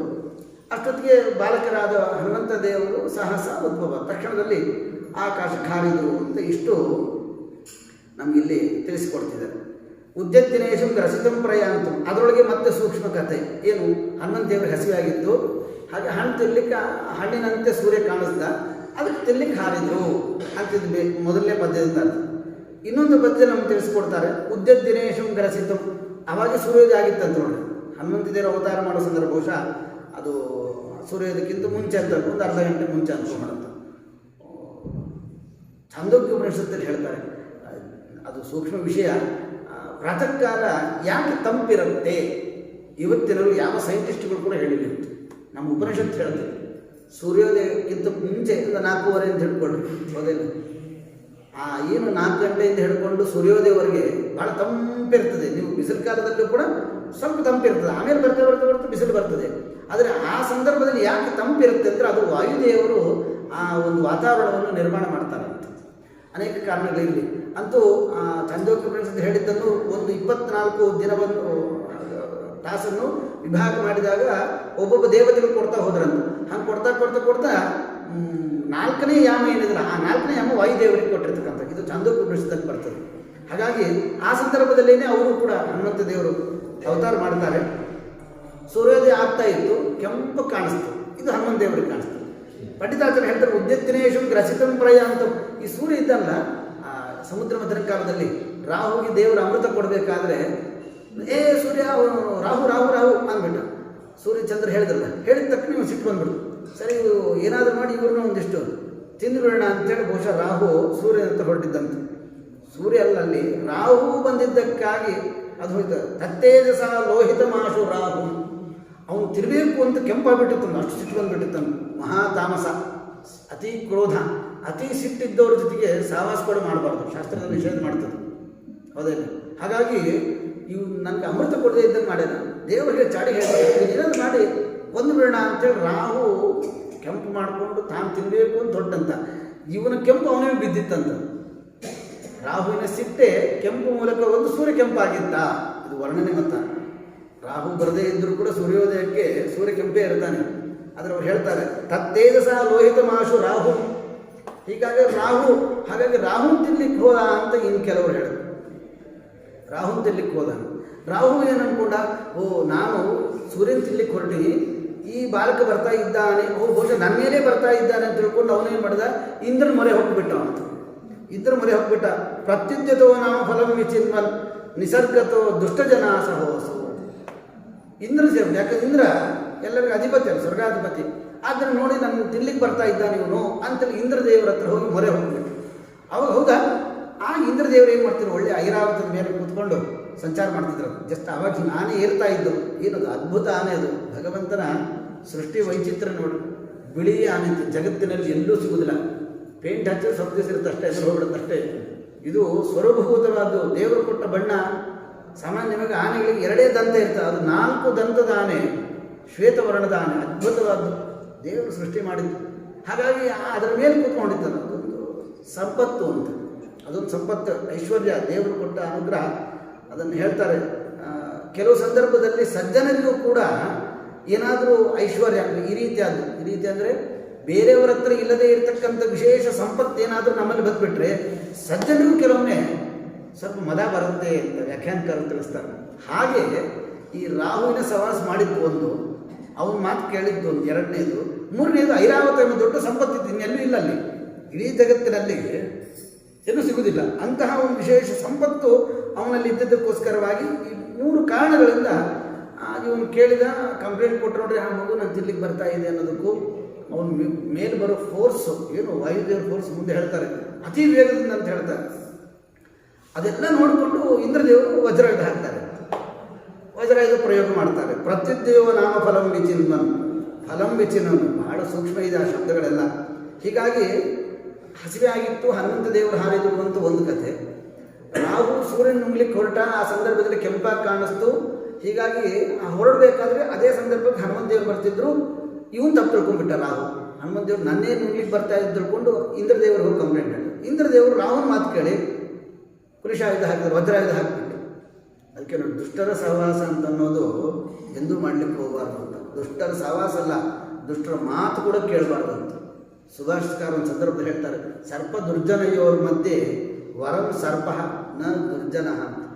ಹಾವು ಮತ್ತು ದುರ್ಜನ ಇವರಿಬ್ಬರಲ್ಲಿ ಯಾರು ಮಹಾನೀಚದ ಯಾರು ಅಂತ ಅಂದರೆ ಅದರಲ್ಲಿ ದುರ್ಜನಿ ಮಹಾನೀಚ, ಹಾವಲ್ಲ ಅಂತ ಹೇಳ್ತಾರೆ. ಯಾಕಂದರೆ ಸರ್ಪೋ ದಶದಿ ಕಾಲೇನು, ಹಾವು ಯಾವ ಒಂದ್ಸಲ ಕಚ್ಚದು, ಅದಕ್ಕೆ ಭಯ.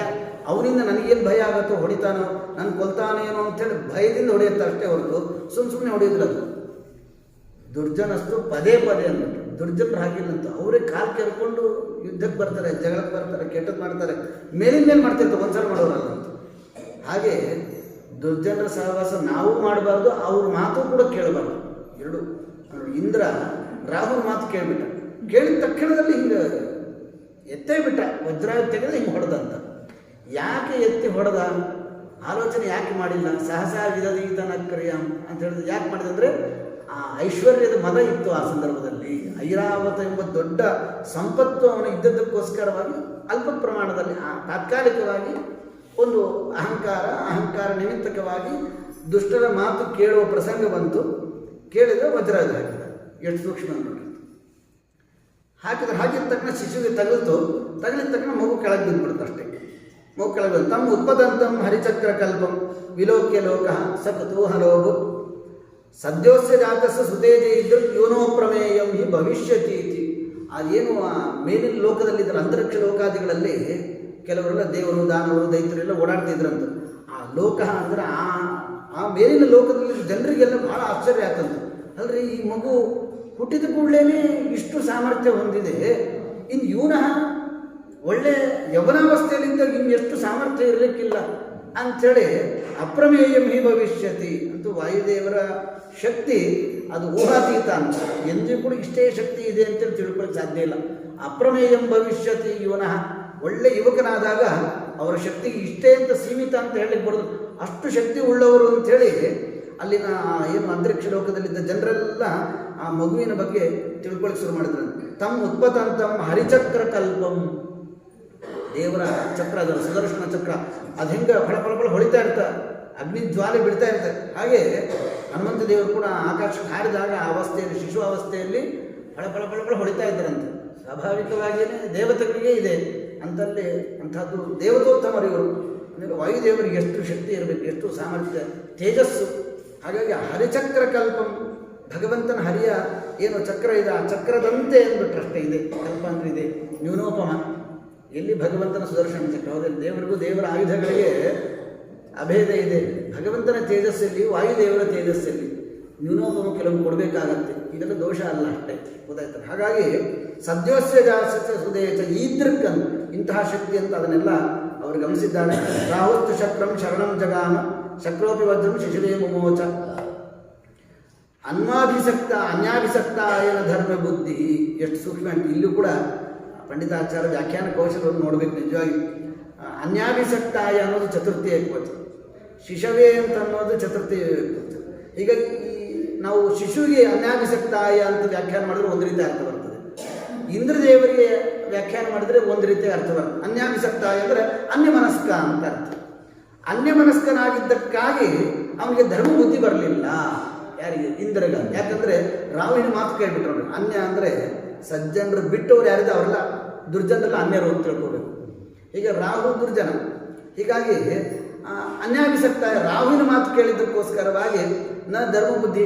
ಹೌದು, ಅವ್ರ ಮಾತು ಕೇಳ್ತಾ ಇದ್ದೀನಿ, ಮಗುವಿನ ಮೇಲೆ ವಜ್ರಾಯುಧ ಕಾಣಿದ್ರೆ ಹೇಳ್ತಲ್ಲ, ಗುಬ್ಬಿ ಮೇಲೆ ಏನ್ರಿ ಬ್ರಹ್ಮಾಸ್ತ್ರ ಅಂತ, ಬಹುಶಃ ಇಲ್ಲಿಂದ ಬಂದಿರಬೇಕು. ಶಿಶುವಿನ ವೇಷದಲ್ಲಿ ಇದ್ದಾರೆ, ಶಿಶುವಿನ ರೂಪದಲ್ಲಿದ್ದಾರೆ, ಮಗುವಿನ ಮೇಲೆ ಅವರು ವಜ್ರಾಯುಧ ಪ್ರಯೋಗ ಮಾಡೋದು. ಇದು ವಜ್ರಾಯುಧ ಮಗುವಿನ ಮೇಲೆ ಹಾಕಬಾರದು ಅಂತನೂ ಧರ್ಮ ಬುದ್ಧಿ ಬಂದಿಲ್ಲ. ಯಾಕಂದ್ರೆ ಅನ್ಯಾಭಿಸಕ್ತಾಯ, ರಾಹುವಿನ ಮಾತು ಕೇಳಿದ್ದಕ್ಕಾಗಿ ಧರ್ಮ ಬುದ್ಧಿ ಹೋಗಬೇಡದು. ಐಶ್ವರ್ಯ ಮದನಾಗಿದ್ದಕ್ಕಾಗಿ ದುಷ್ಟರ ಮಾತು ಕೇಳಬಹುದು, ದುಷ್ಟರ ಮಾತು ಕೇಳಿದ್ದಕ್ಕಾಗಿ ಮತ್ತೆ ವಾಯುದೇವರಂತ ಮಹಾಜ್ಞಾನಿಗಳು, ಇಂದ್ರದೇವರು ಅವರೇ ಗುರುಗಳು, ಅಂಥದ್ದು ಗುರುಗಳ ಮೇಲೆ ಮತ್ತೆ ಅಸ್ತ್ರ ಪ್ರಯೋಗ ಮಾಡೋ ಪ್ರಸಂಗ ಬಂದ್ಬಿಡ್ತು. ಅದಕ್ಕೆ ಅನ್ಯಾಭಿಸಕ್ತಾಯ ಶಿಶವೇ ಮುಮೋಚ ಅಂತೇಳಿ ವಾಯುದೇವರಿಗೂ ಕೂಡ ವ್ಯಾಖ್ಯಾನ ಮಾಡ್ಬೋದು ಅಂತ ಒಂದು. ಯಾಕೆಂದರೆ ಅವ್ರು ಹೊರಟಿದ್ದು ಸೂರ್ಯನ ಕಡೆ ಅಂತ. ಮಧ್ಯದಲ್ಲಿ ಯಾವಾಗ ಸೂರ್ಯನ ತಿನ್ನಬೇಕು ಅಂತೇಳಿ ರಾಹು ಬಂದ. ಹಾಗಾದರೆ ರಾಹುವನ್ನು ಸಂಹಾರ ಮಾಡಬೇಡ ಅನ್ನೋ ಅರ್ಥದಲ್ಲಿ ಇವರು ವೇಗ ಇತ್ತಂತ. ಅನ್ಯಾಭಿಸಕ್ತಾಯ ಹೊರಟಿದ್ದು ಸೂರ್ಯನ ಕಡೆ, ಮಧ್ಯದಲ್ಲಿ ನನ್ನ ಸೂರ್ಯನಿಗೆ ಹಾಗಾಗಿ ಆ ಸೂರ್ಯನಿಗೆ ಯಾವುದೇ ರೀತಿಯ ತೊಂದರೆ ಬಂದರೆ ವಿಘ್ನ ಪರಿಹಾರ ಮಾಡಬೇಕು ಅಂತೇಳಿ ನೋಡ್ರಿ. ವಾಯುದೇವರು ಹೊರಟಿದ್ದು ಕಾರಣ ಬೇರೆ, ಅದು ನಾಳಿನ ಉಪನ್ಯಾಸ ಬರ್ತದೆ.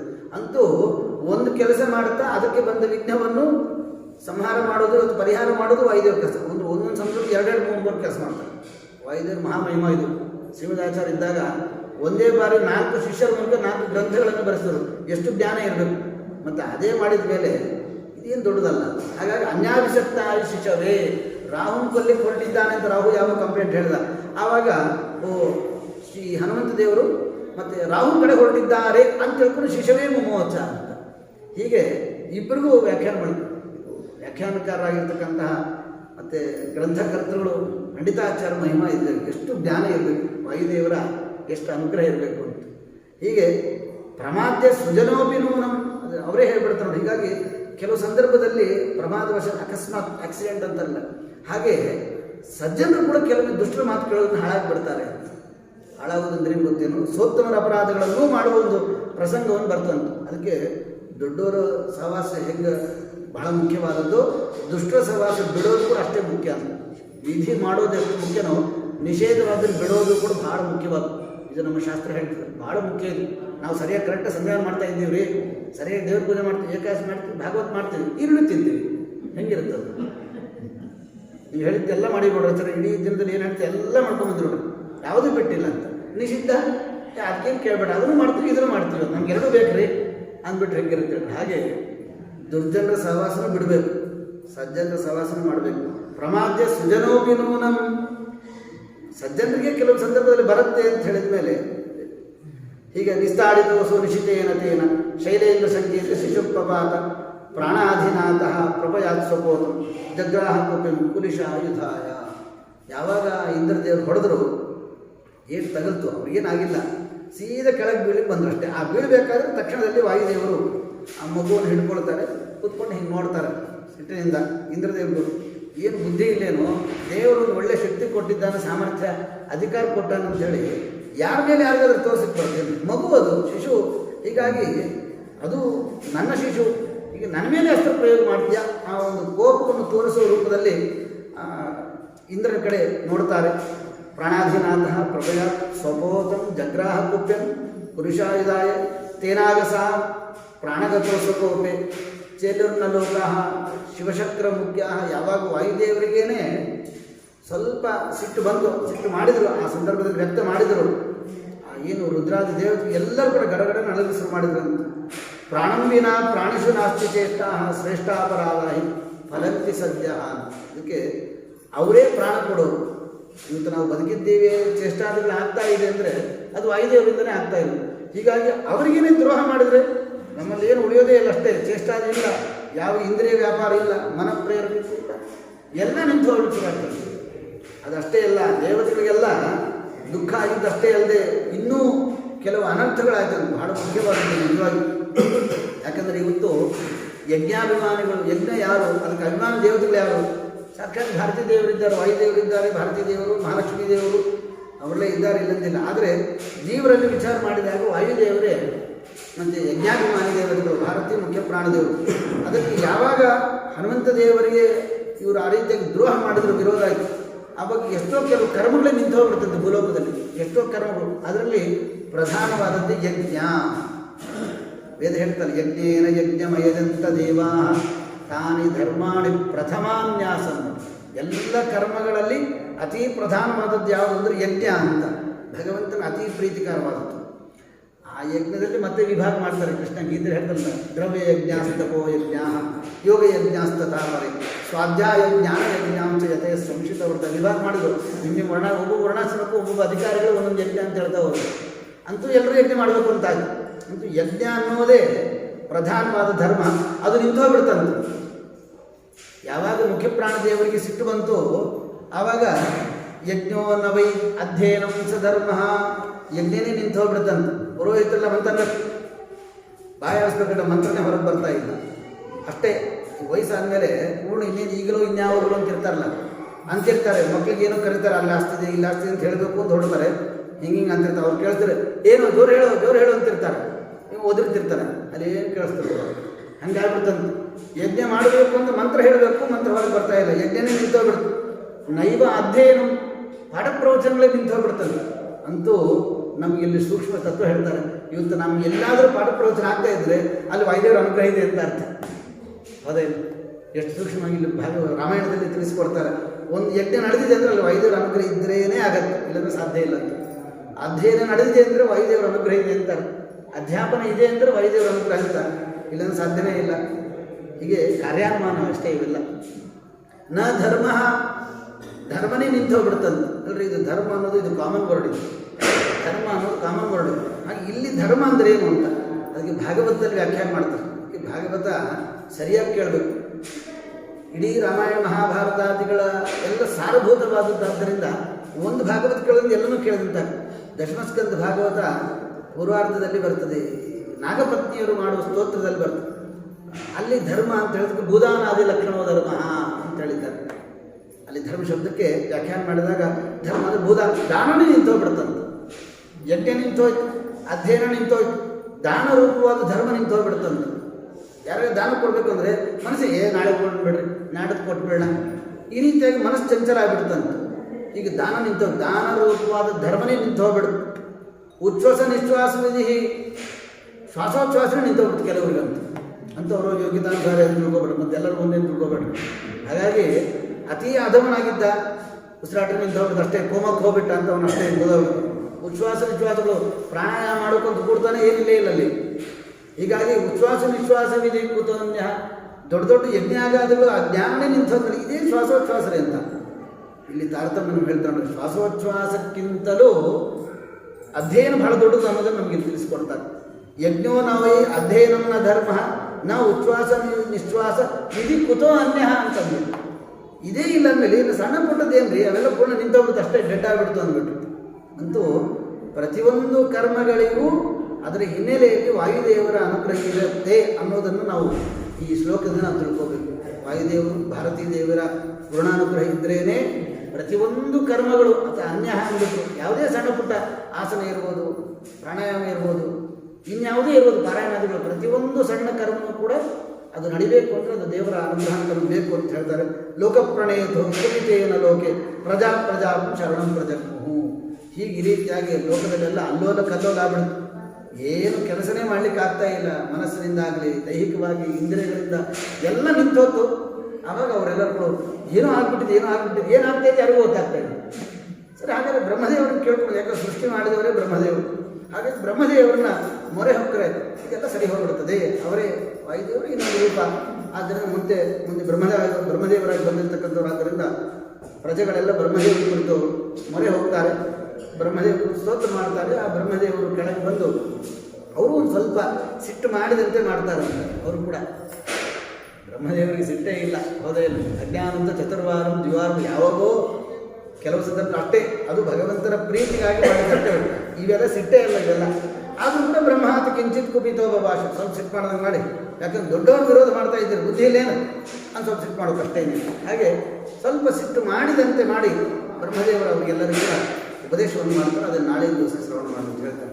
ಗುರು ಮಧ್ಯೇಶ ಶ್ರೀ ಹರೇ ಶ್ರೀ ಹರೇ ಶ್ರೀ ಹರೇ.